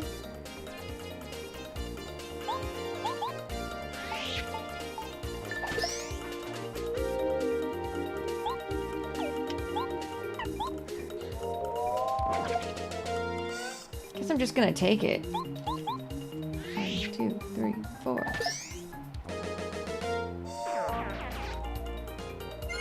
Yes, double my star points. Worth every penny.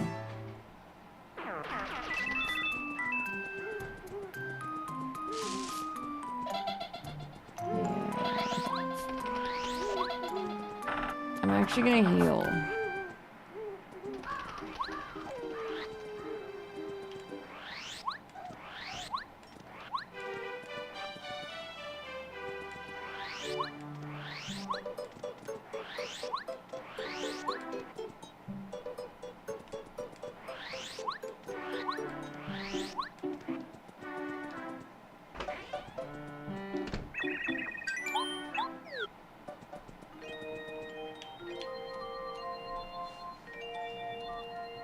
Sleepy, sleepy little guy.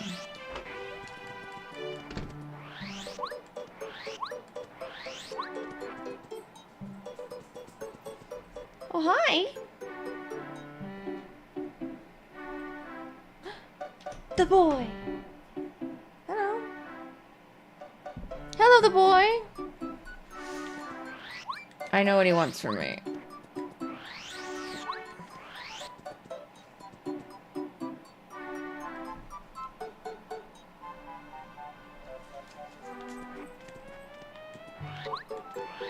Alright.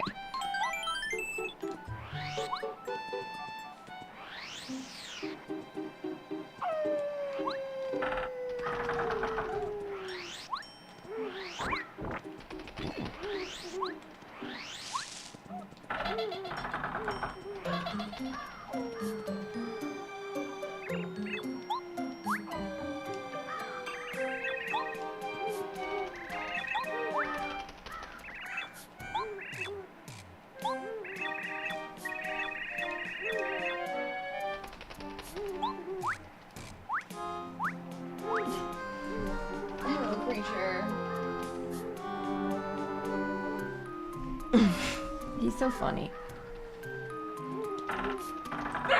Yeah.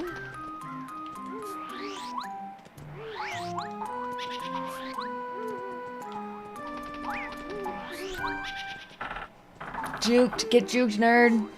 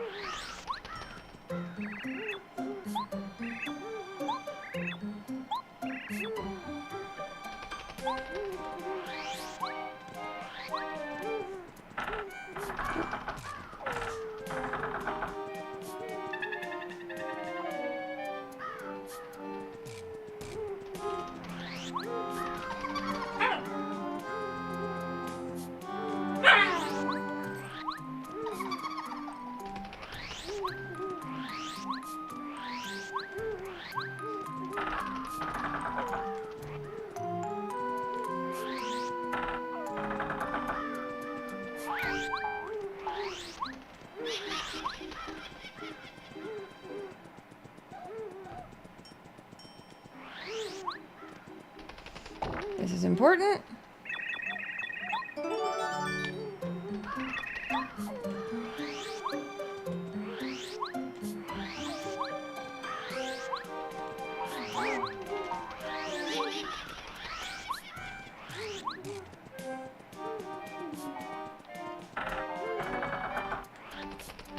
Hopefully that was right. Cool.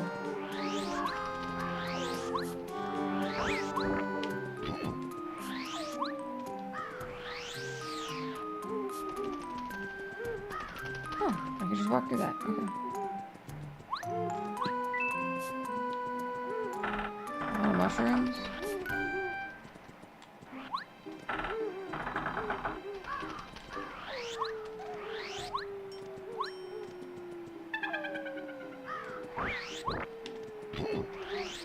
Get juked?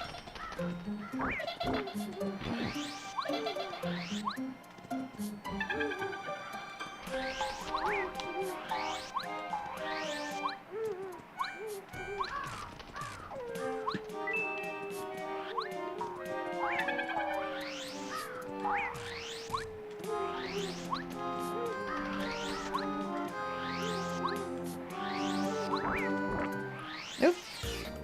I got cocky. Oh my god. Chill out.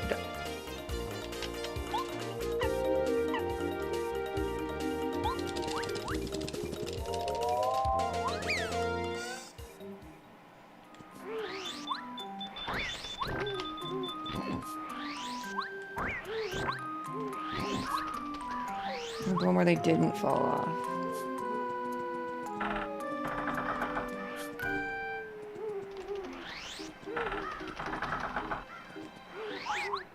Did I go back one?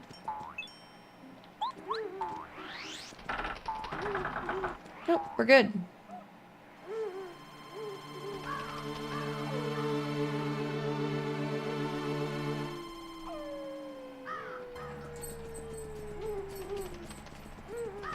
I love this part of the game.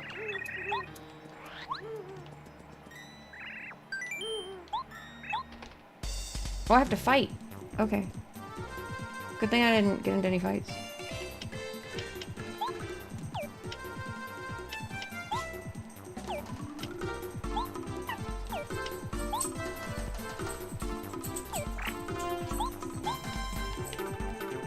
Okay, they count as being on the ground. I can't hit him. Hit the wrong button there. Just gonna do nothing.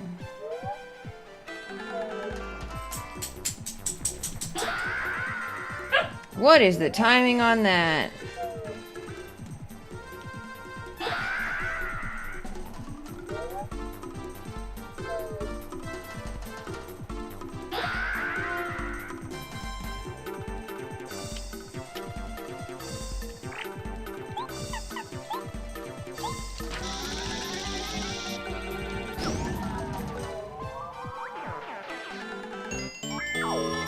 Easy peasy. Bombette rules.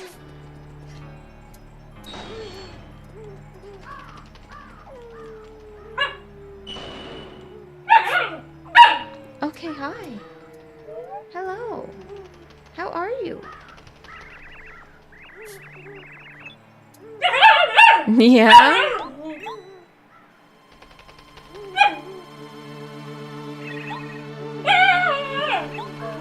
He's talking to me.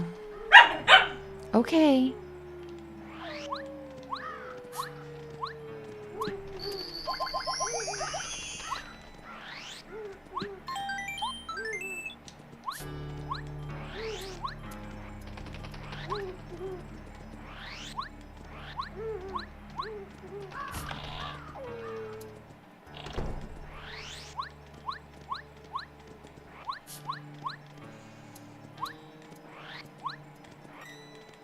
Actually, I think I'm gonna end it here. I think I'm gonna end it here so I can go feed the dog before I have my appointment.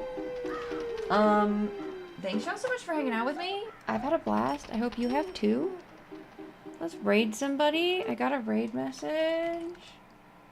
I have a Discord.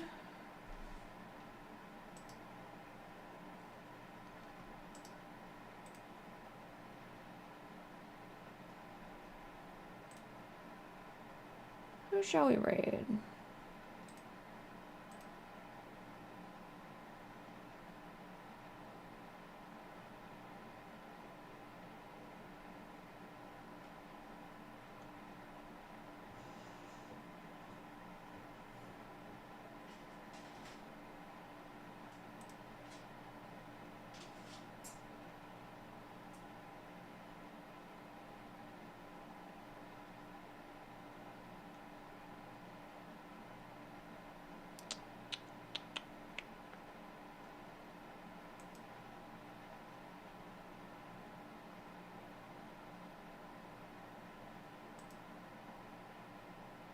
Let's go to Scully Frog.